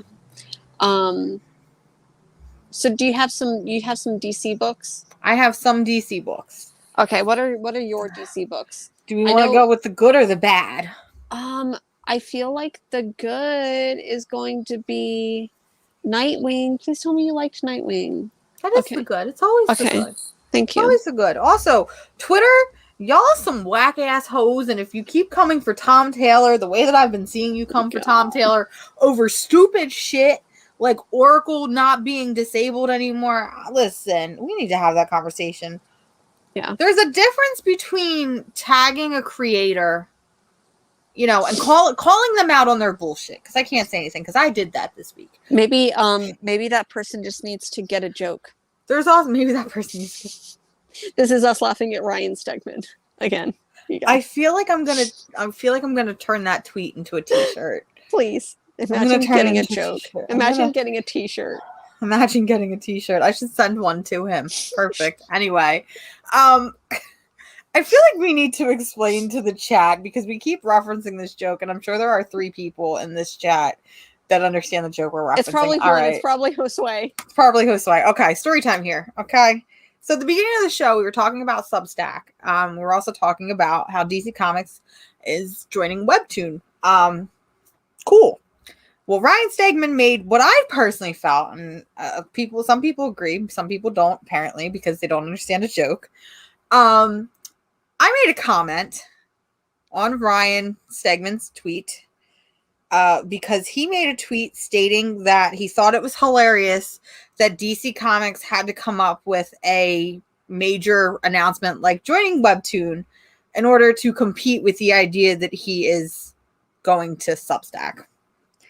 And it kind of felt a little comics gator-ish, if you will. It felt very gatekeepy to me. And I will fight every gatekeeper on this planet. I don't care anymore. I'm trying to find the exact tweet so that way I can give the people what they want.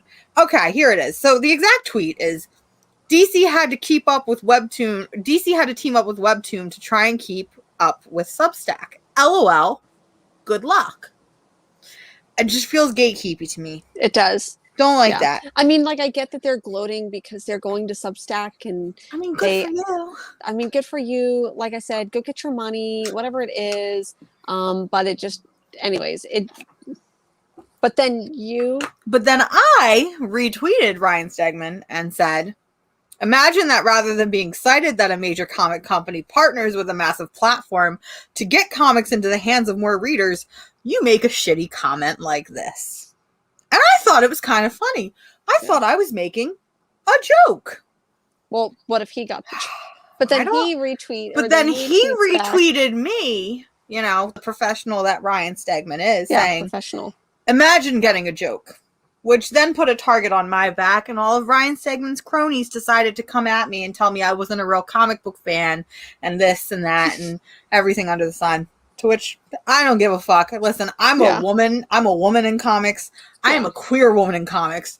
There is nothing that you can say to me at this point in time that I have not already heard and that I don't care about anymore. So that is why we have been saying, imagine getting a joke.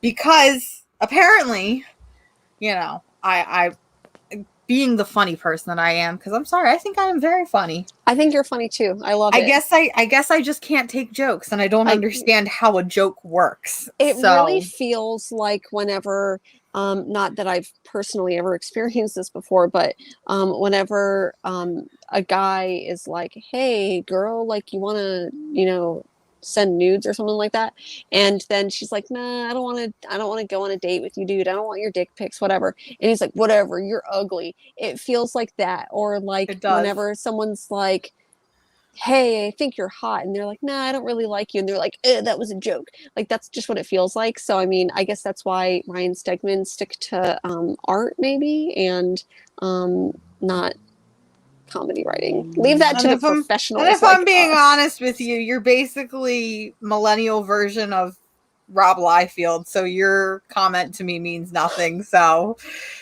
I ended this. I literally texted Jen and was like, I'm gonna end this man's whole career, and I was like, let me not do that. But bam, shots have been fired. Ryan Stegman, learn how to take a joke on that one, and don't take this one personally. So don't take it.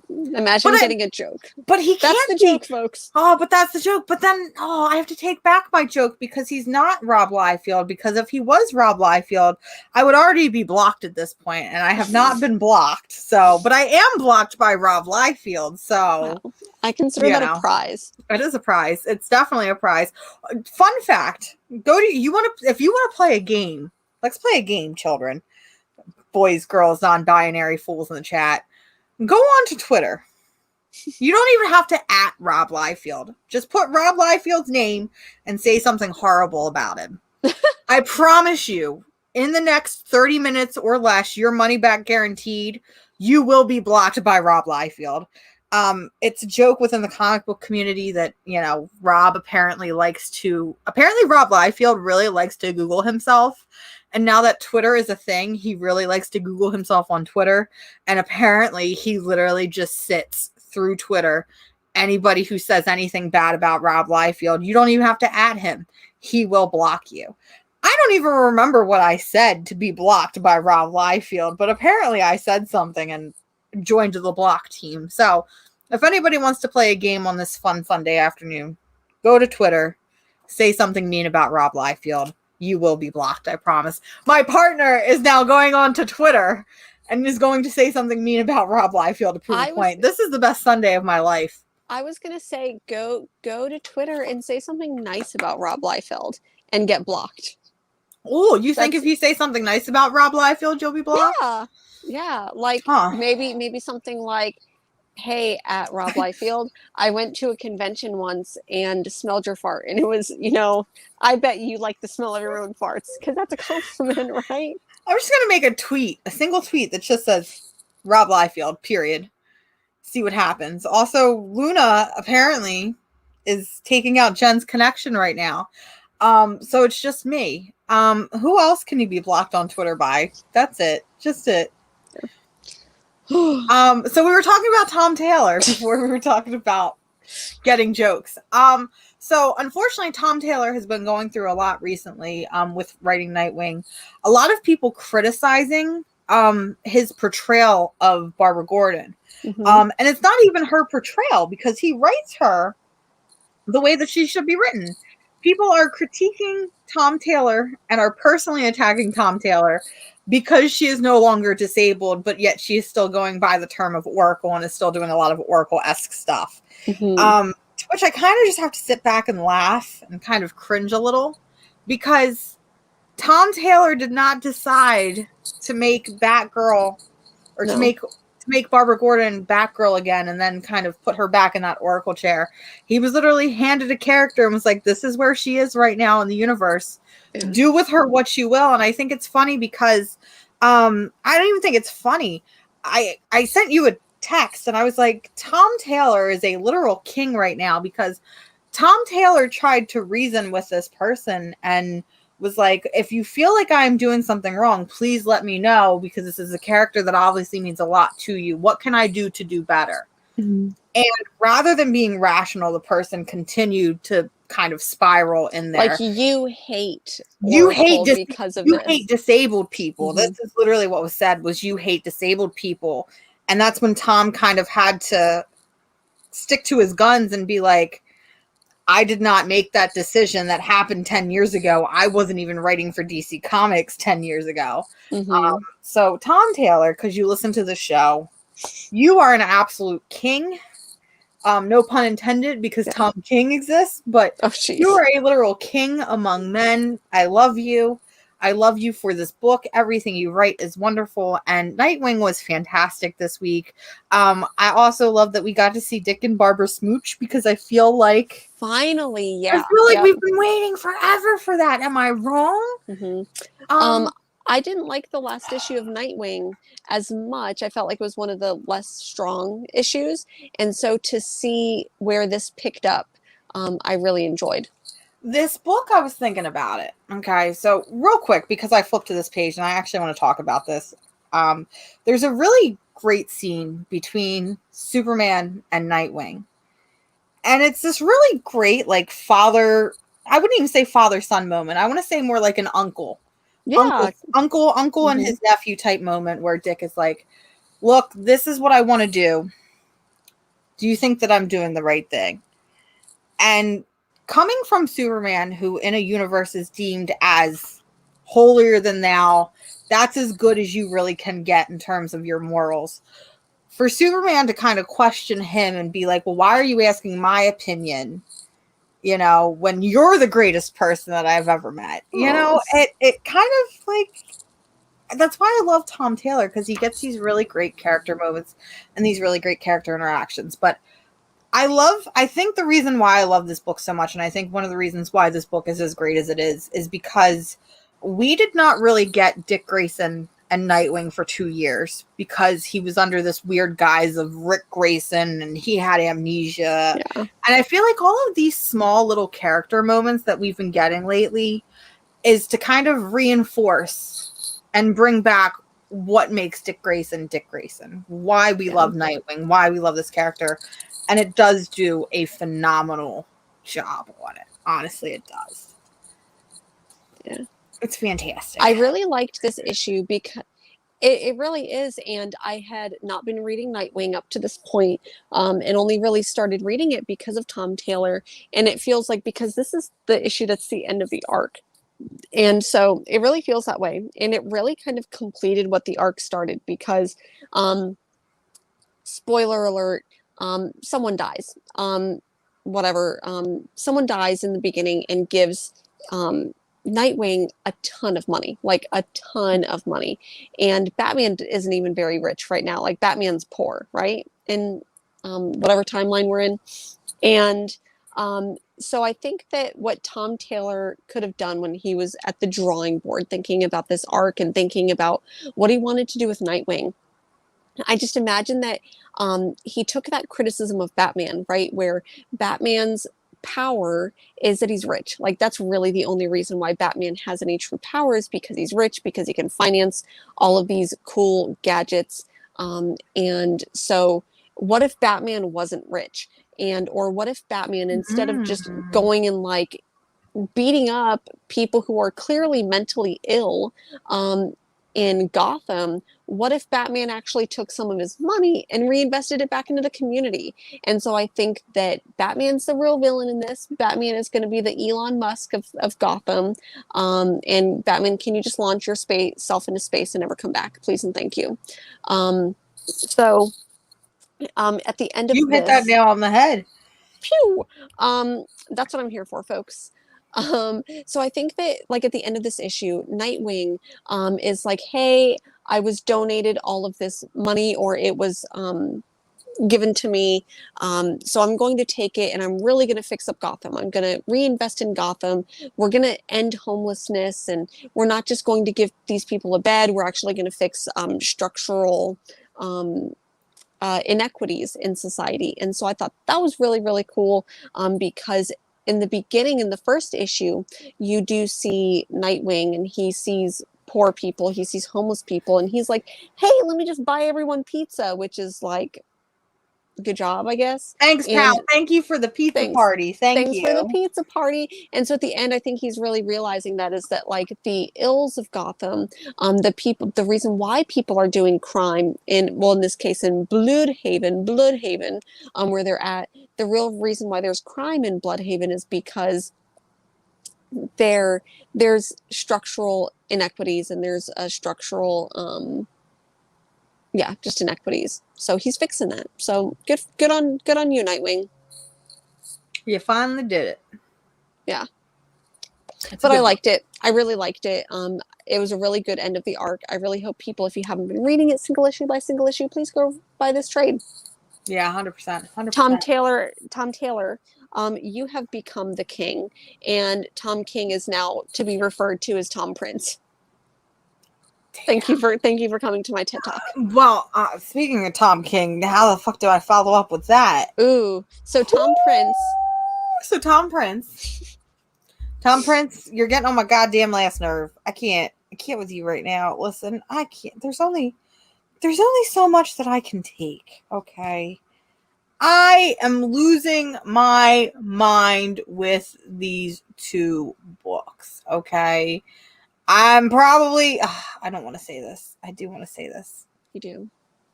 I want to drop both of these really, really bad. Oh, no. I want to drop both of these really, really bad. All right, let's talk about the really, really bad one. No, wrong one. Sorry, wrong one. I was going to say I haven't read Supergirl yet, and I'm just trudging through it. But I dropped Batman Catwoman at like issue 3 or 4. What is this? This doesn't even feel like Tom King. Maybe it does. Maybe I'm just blind. Because I feel like his Batman run wasn't nearly as like convoluted as this. Maybe I'm just whatever. I don't care. Is this that timeline that we were talking about earlier? I don't know. This is just weird. I hate this book. I don't know what is going on. The Clayman art is disgusting. I'm sick and tired of it. There is a scene where old Catwoman is in this really awkward leotard. She's in this really awkward leotard. Oh, and I mean, good for her. Yeah. Good for her. But, like, I don't need that. Also, what is Helena doing under her? Like, how is she not top heavy right now with her boobs? That's where my suspension of disbelief ends. Is the boobs? Is the boobs. Where's the boob gravity? Where's the boob gravity? I can't even tell you what's going on in this book right now because I don't even know. There's 3 different timelines going on. Mm-hmm. I thought I finally had a handle on the 3 different timelines, but I still don't know what's going on. Also, we find out that in this alternate universe, Dick Grayson is now Commissioner Gordon, and Clayman, you made my boy ugly as fuck. So that's where I gotta that's where I draw the line. That's where I draw the line. I don't like this book. I keep grudgingly trying to finish this book because I am such a fucking stan for Batcat, and I love them so much, and I'd been waiting for this book for literal years. So I'm like, it's only 10 issues. Or is I thought 12? It was 12. Mm-hmm. Maybe it's 12. I'm like, 12. I'm halfway through. I can keep going. I can't keep going. I keep thinking about how many more titles I could be getting. This book is $5 a month, and I hate it. Yeah. I think I'm going to drop Batcat, y'all. I don't want to do that, but I think I'm going to have to do it. It's bad. I'm really torn because I know I say this every time Tom King is mentioned, but I love his Vision run. I love his Mr. Miracle run. There's some other books that aren't, like you said, as nearly as bad as his Grayson run was really, really great. But anytime I've read him single issue by single issue, it's a fucking chore and it's miserable. And I started doing it with Batcat and dropped it. I started doing it with Strange Adventures and dropped it. And there's part of me where I'm like, do I go and read the trade? But then there's a part of me where I'm like, this story sucked in single issue. Why even bother? But I find that I do like his work better in trade, and I also like his work when he's in my dream and I'm telling him sorry that I talk shit about you, Tom King. But I mean, I still love Tom King. Don't get me wrong. I am still the Tom King stan, president of the fan club. I really am, but there's only so much that I can do. So let's jump into the other Tom King book. yeah. I really loved this book when it first came out. And I would love this book. I really like the way that Tom King writes Supergirl. I'm not going to lie. I kind of love how he's made her this kind of like feisty, like rebellious. She almost feels like she's going through like a rebellious teenage phase. Like, Yeah, you know, like when the mom. You know, like when the teen runs away from home to go and find themselves. This is what that book should be. But instead we get bogged down with this character whose name that I don't even remember and I don't even care. We get bogged down with fucking exposition that feels like I'm reading a goddamn Jonathan Hickman comic. You're gonna learn to love Jonathan Hickman I went there. The only thing about this particular issue that I really liked is there's parts of it that almost remind me of like a hard traveling heroes aspect. Mm-hmm. And I kind of tried to put myself in that mindset, and then I tried to kind of look at the series as a whole and kind of look at this as, wow, is this the hard traveling hero series that I've been wanting, but it's in the form of Supergirl and this unnamed protagonist who I can't remember. She's named, I just don't remember it. She's named, I just don't remember, and she's too boring for me to remember it. Ooh. I want so much more from this book. If this book literally was just Supergirl getting into bar fights and kind of making it like an anthology series where it's just her kind of hopping from planet to planet and learning a lesson, helping the people that are there. Yeah, it might feel formulaic after a while, but I think if you made it interesting enough, if you made the situations interesting enough, if you had the character interactions and we got to see Supergirl go through her rebellious teenage phase until she finally found herself, I think it would be really great. And then when I think about it, I realize that we already have that book. And it's called Power Girl by Jimmy Palmiotti and Amanda Connor. Yeah. It really is. I think that one of the reasons why it can't do that is because Supergirl is supposed to be a lot more wholesome. And I think that with Supergirl, they're still making her wholesome without making her sexualized, where I think with Power Girl they can make her a little bit more sexualized than Supergirl. But I haven't read this week's issue. What I want to know is the dog dead or not? Crypto. I actually thought about that this morning. We still don't have a clear answer on whether or not he's dead. However, because in the first issue we both thought that he died, and then in the second issue it was like, is the dog dead or not? And so that's what I need to know. Is the dog dead or not? I want to say no, and here's why I say no, and I'm kind of outreaching on this. Anytime a major character dies, I'm not saying that Crypto is major. I mean, he's major in my heart. Anytime a major character dies, that issue spikes. Let's take a look at X Factor when Scarlet Witch died. Yeah. That issue spiked, and it was going on to all of these apps, and it was like, oh, death of Scarlet Witch. Yeah. Don't you think that if they killed Crypto and Supergirl #1, more people would be talking about it, more speculators would be picking up the book, more news outlets would be talking about, oh, Superman's best friend dies in issue 1 of Supergirl. We haven't heard anything about that, so I'm thinking he's still alive. Hear me out. Hashtag hear me out. Hashtag. They would be talking about it if Tom King was a better writer and we actually knew that.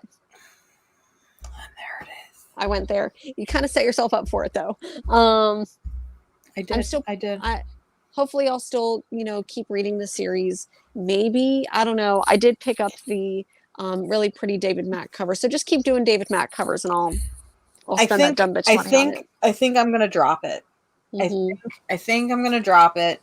This is another one of those books that's $5. I'm sick and tired of $5 Tom King books.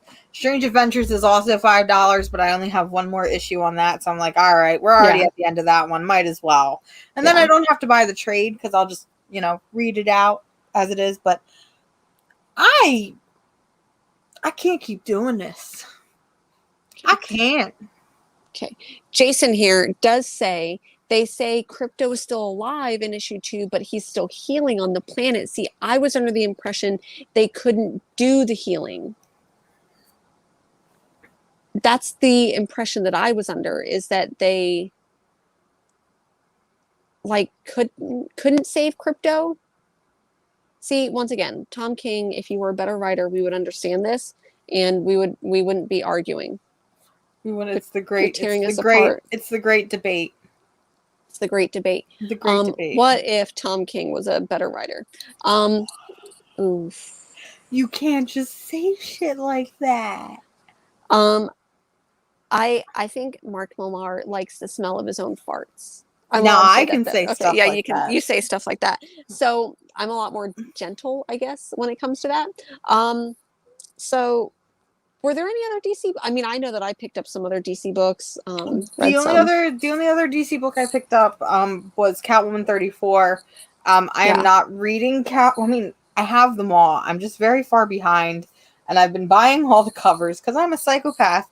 And this is another book that is $5. But yeah.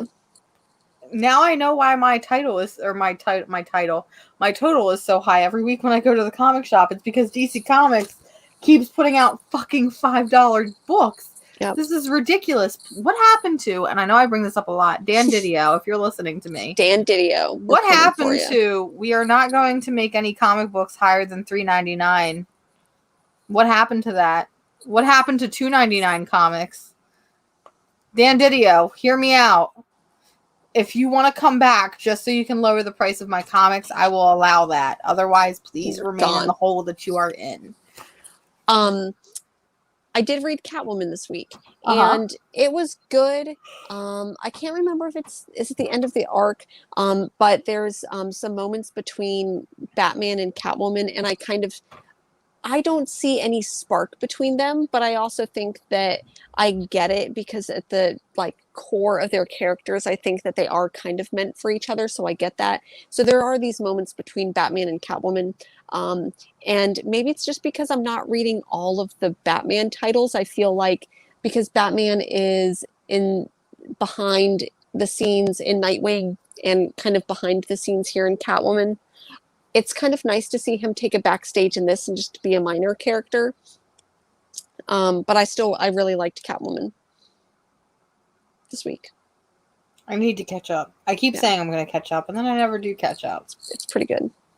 I feel like I have so many other books. I'm going to have to do this. I've got a cat in my lap, folks, and he is just he's 30 pounds, y'all. And he's just taking up so much room.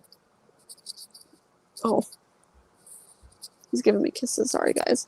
I'm like, I'm going to move you. And then he's like, here's some sweet kisses. Okay. Come on, bud. Come on, bud. I'm so sorry, you guys. You're so big. Okay. Man, I feel like I read a lot more than this. You always read so much more than this. But now I'm getting confused as to what was last week and the week before. I'm just going to bring up some books that I haven't read that I did get. So Way of X 4 and 5. I did pick up Clown Hunter. I have no clue what I'm expecting out of that. Here's Hollow Heart that I haven't read yet. So I'll read that. Harrow County, issue number 2 came out. Cullen Bunn, Tyler Crook, and Homesick Pilots, number 8. Marauders, still haven't read it. I feel like I need to catch up on some of that other stuff. Savage Hearts, number 2, Aubrey Sitterson. I meant to say this earlier, but with Killer Queens, it felt like an Aubrey Sitterson book because it was kind of zany but really fun. Ooh, yes, yes. So I would say if anyone did read Killer Queens and they're not reading other stuff by Aubrey Sitterson, like The Worst Dudes and Savage Hearts, go and read it. It's good. Miles Morales, Spider-Man. That was one of the free comic book day ones too. Did you read Second Chances? This is an Image book that ended up in my pile. I have it in a what do we call it? A review. Ah. That was one of the ones where it didn't look that interesting to me, so I didn't pick it up physically, so I'm just going to read the review copy that I was given. Mm-hmm. I typically will just pick stuff up anyway, but listen, your girl's got to start saving some money for some upcoming things, so I got to start cutting back on my comics. Yeah. And this one, I'm flipping through it now, and it's all black and white, so it's not, I need a little bit more excitement, so I haven't even read it, and I'm already like, You're already like, not gonna, eh. Also, I haven't read X-Men number 2 yet, so I do need to read that. Out of Body number 3. The Worst Dudes number 3. You're gonna hate me for this one being right here, but Seven Secrets number 11, I haven't read yet. Alice in Leatherland. Alice in Leatherland 4, haven't finished it yet. And Supergirl. I also have. I did pick up, what was the book you were talking about 2 weeks ago from Upshot? Is it Not All Robots? Yes, Not All Robots. I did pick up an issue of that this week because you had praised it so highly, so I'm very excited. I haven't read it yet, but I'm very excited to read that today. Yeah. Let's see here. Bye DC Dude, thank you for hopping on. I did pick up Fantastic Four Life Story. Haven't read it yet, so on the pile. Canto 3, issue number 2. Haven't read it yet. Gotham number 4 and Daredevil 33. Which they are canceling, unfortunately. Yep. And I just kind of think to myself, how? Because I feel like that is one of the most talked about stories. It is Daredevil. So I'm not wondering if they have big things planned for the character. Maybe. And I think that I'm okay with it maybe being canceled, or I hope that they wrap up the arc. Because I think that one of the things that this book suffers from is people are like, okay, I've seen this with the character, because obviously Daredevil has a very rich history. So whenever they're like, oh, Elektra becomes Daredevil, that's not really exciting to people, and it's not Daredevil to them. And when they're like, oh, Daredevil's in jail, and people are like, well, I've seen that before. Like, it stops being exciting for people. So, of course, people are going to pick up Daredevil when they're like, oh, Elektra becomes Daredevil and she gets into costume. They're like, oh, I'm going to pick up a million covers, but they're not actually reading the story. So they're not going to pick it up issue to issue. So I really hope that Elektra gets her own series. Ooh. That's my So pitch. cancel a Daredevil series to get an ongoing Elektra. I could actually see them doing that. And even though I think that Chip Zdarsky is writing Daredevil and Elektra very well, I don't think that Chip Zdarsky is the person to write Elektra. So Kelly Thompson, 100%. Maybe Mariko Tamaki. I would like to see. Or Alyssa Wong as well, who's doing Dr. Aphra. And she'll be doing Extreme Carnage Agony that comes out in like 2 weeks. So I also picked up the Pennyworth book. Have no clue what to expect out of that. Last week I did also pick up Batman 89, which is set in the Tim Burton universe. Haven't read it yet. I did pick up this variant cover. Hardwire issue 1. Haven't read it yet. Bunny Mask issue number 3. Haven't read it yet. I don't like that series anymore. I'm going to trade weight. After issue 2, I just couldn't do it anymore. Okay. We'll see what happens in issue 3. Campusy, whatever it is. Haven't read it.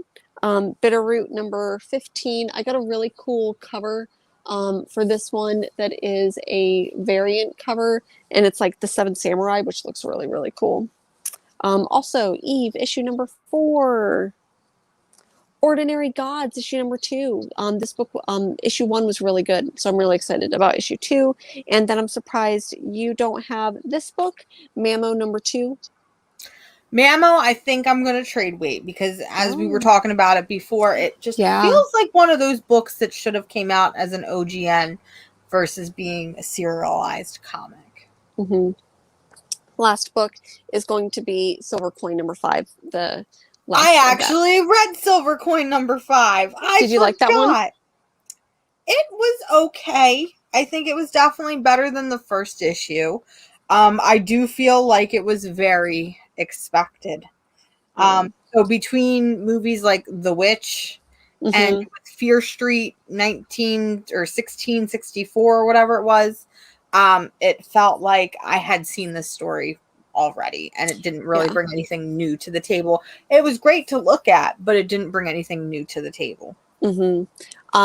I think that that's what even though I do like the anthology type stories because it's like one and done, but I also think that it suffers from it doesn't give us enough space as a writer or as a reader to really like build up a character. So you have And to to flesh present out an idea. and to flesh out. So you can't give them like character arcs. So you have to introduce the character pretty much as is and end the issue with the character as is. You're not really going to see a character arc there.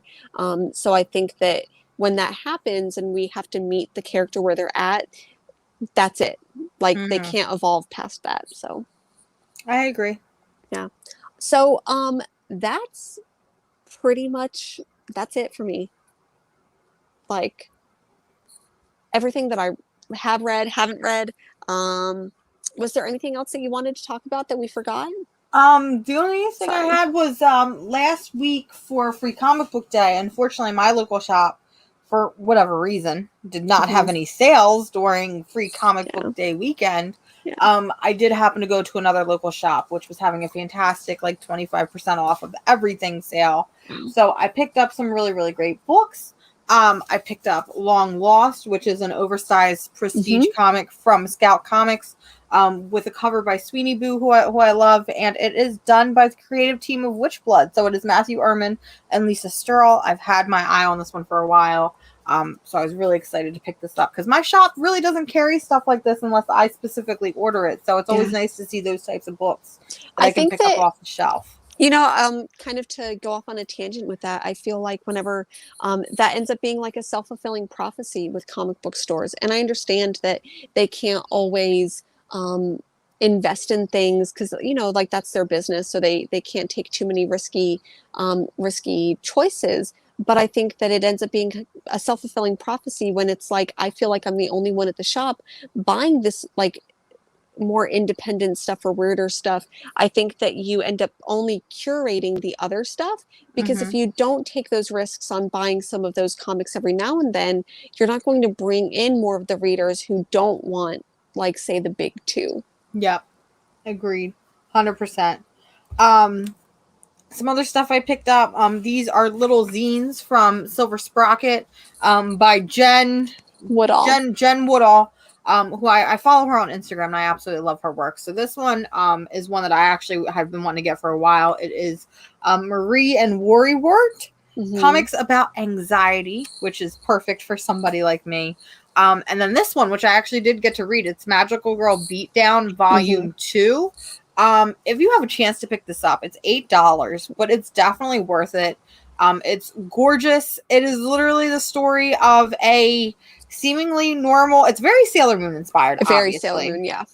But it's a story about a seemingly normal girl who's kind of nerdy, kind of quiet, but then she transforms into a sassy, foul-mouthed, chainsaw-wielding, beat-em-up, like, magical girl, basically.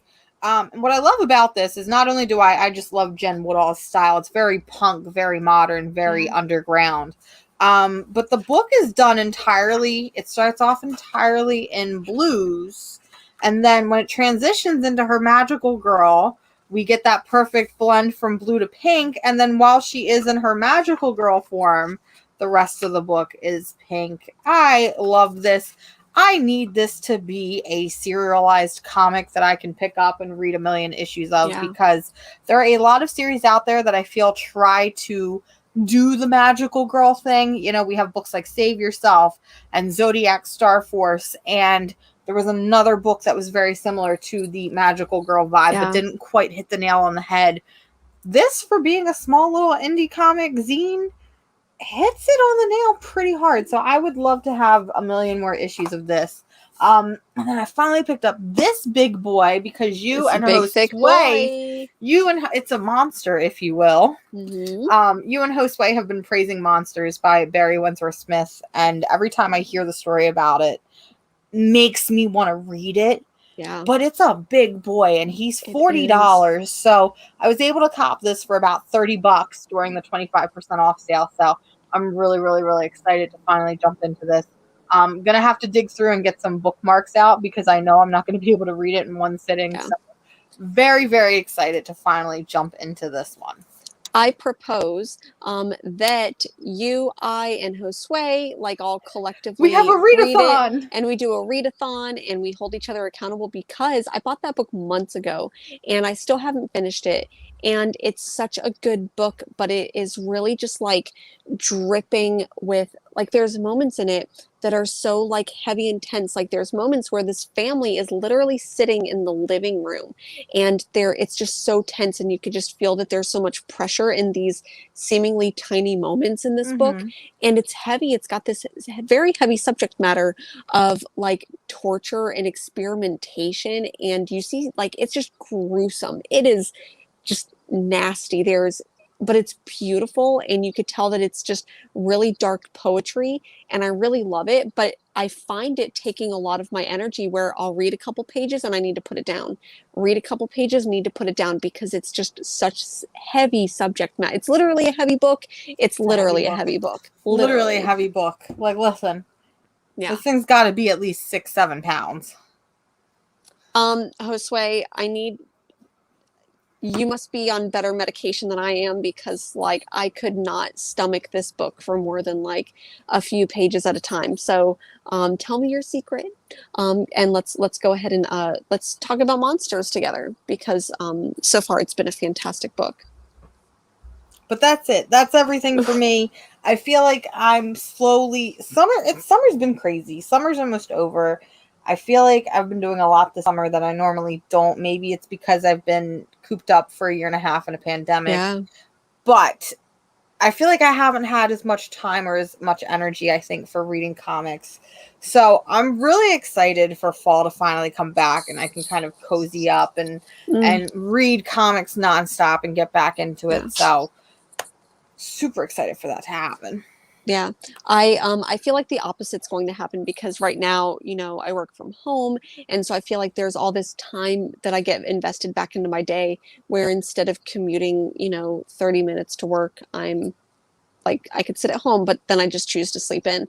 But I do end up getting these moments where it's easier for me, like say on a lunch break or, you know, instead of coming back home, I get to read. So that I'm really excited about.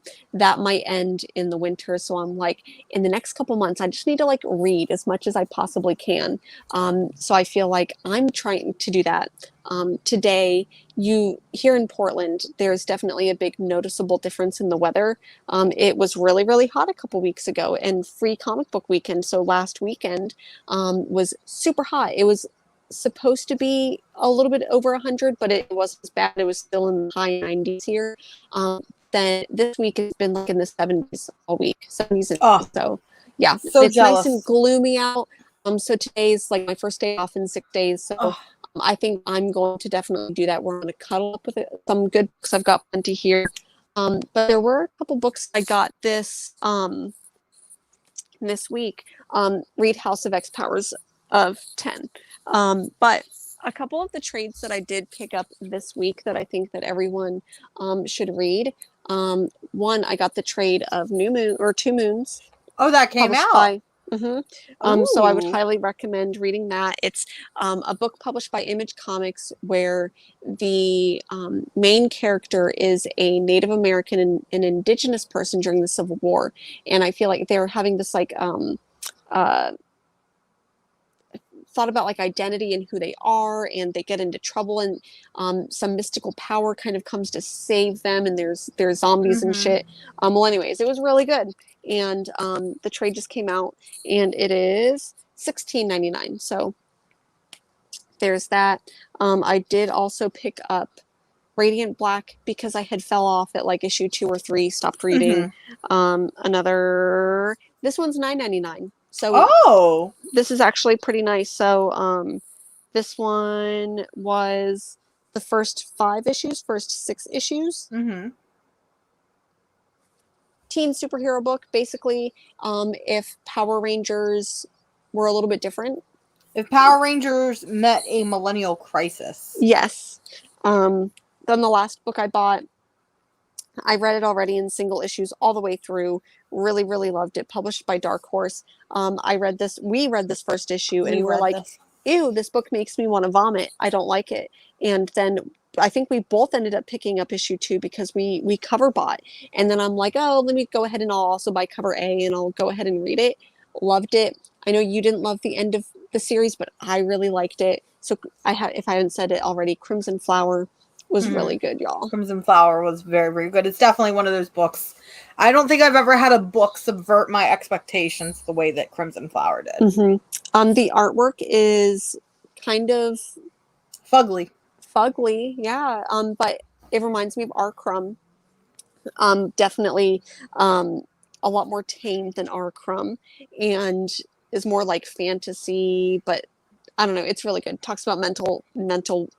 Mental illness. I don't know, mental health, mental illness for sure. Really, really good. Really enjoyed Crimson Flower. So that's pretty much everything that I got. Do you have anything coming up? I wish.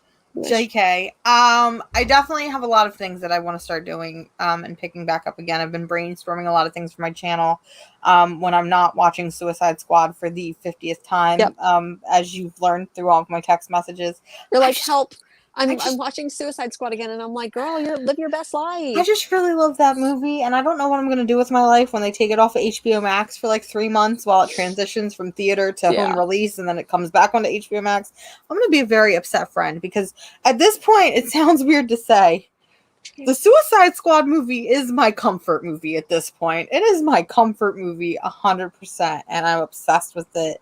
I'm obsessed with the soundtrack and the characters, and I've been trying to fill that void by reading a lot of like Suicide Squad content. I've been rereading the New 52, which I have a confession. I always thought that there was maybe like 5 or 6 titles from the New 52 that were actually good. At this point, I'm convinced that there was nothing in the New 52 that was good, because every time I go back and I read one of those books where I'm like, that book was amazing, that's one of the best New 52 titles, I'm like, no, that ain't it, Chief. And unfortunately, Suicide Squad falls prey to one of those titles. Speaking of New 52, so I do a graphic novel book club with some fine folks over at Comic Shop News. Mm-hmm. We read X-Men last, the Dark Phoenix trilogy, and that was the show that we did yesterday. There is a link in the bio or in the description for it. But this upcoming month was my month to choose, and I did choose Batwoman, the New 52. So we'll be reading this and talking about it sometime in September. So probably one of the better, the best. I think it's the best. It's my favorite. Ooh. I'm trying to think of one that might be better, and I'm struggling to do so. So you might win this round. It might be Batwoman. So there it is, folks. So you can catch me over at Comic Shop News sometime next month in September talking about, here, I'll put Batwoman up. You can also see me here weekly with Mars for most weeks, basically trying to convince her to read Hoxpox. So we'll see, how much harassing it takes to get, what if Mars read Hoxpox? What if Mars didn't read Hoxpox? Do you have a copy of Hoxpox? Yes. Do you really? If I say no, you are going to end up sending me one. Exactly. So I own 4 copies of Hoxpox. You better have a copy of Hoxpox, because I'm going to buy it and I'm going to send it to you. So then you literally have I will order it from the library. I will give it a chance, but I'm going to complain about it the whole time. I feel like that Bob's Burgers episode where he's like, fine, I'll go, but I'm going to complain about it the whole time. I'm going to complain about it. with Hoxpox right now. Yeah. I get it. Please read it because it's really good. Let's all take bets and see how many weeks will it take before Mars reads Hoxpox. Maybe we can put like a GoFundMe together. Like, this is the money that we'll raise for Mars if she reads Hoxpox. So. This is Mars's Portland Fund. Yeah, yep. This is Mars's Portland Also, Fund. fun fact, did you know that there are no straight flights from my area to yours? If I want to come see you, I have to take like an 8-hour flight, and it depressed me a lot yesterday when I looked that up. Oh, you looked that up? I did. That's so sweet. Yeah, you probably either have to fly into Chicago and then here, or maybe LA and here. Pretty much. Yeah. Scary. Yeah. Come pick me up. I'm scared. Yeah, so here's my thing. Jennifer, fun fact. I hate flying. I have not flown in probably about 10 years now because I just cannot set foot on a plane without having, I can't step foot into a grocery store right now without having a panic attack, but especially can't do it with planes. Drive. It'll take you a week, but... It might be worse. Yeah. It'll probably be what, like 25 hours, 26 hours, something like that? Just about. And then I got to do it back. So and then you've got to do it back. 50 hours. You know, I did that from Florida to Oregon, and I got to see the Grand Canyon. I got to go to San Francisco and do the Golden Gate Bridge, Alcatraz thing, and it was really fun. One of the best experiences of my life. So she's trying, y'all. I'm trying, y'all. So how about this? How about we killed two birds, one stone. We get Mars to read Hoxpox by coming and picking up the book in Portland. Hear me out. Hear me out. Hashtag hear me out. All right, folks. Well, we're definitely past the 2-hour mark. Thank you, everyone, for being here. I really appreciate it. Come see us here on Sundays. You can also see me hanging out on Fridays with Comic Talk Live over in Wildebeest Fitness Channel. Really great fun time talking with those folks. And then every month over on Comic Chop News, talking about Graphic Novel Book Club. And then here and there. I love hanging out with other people in the chat. So thank you all for being here. I really appreciate y'all. And I hope you have a wonderful and beautiful Sunday. Bye! Da, da, da.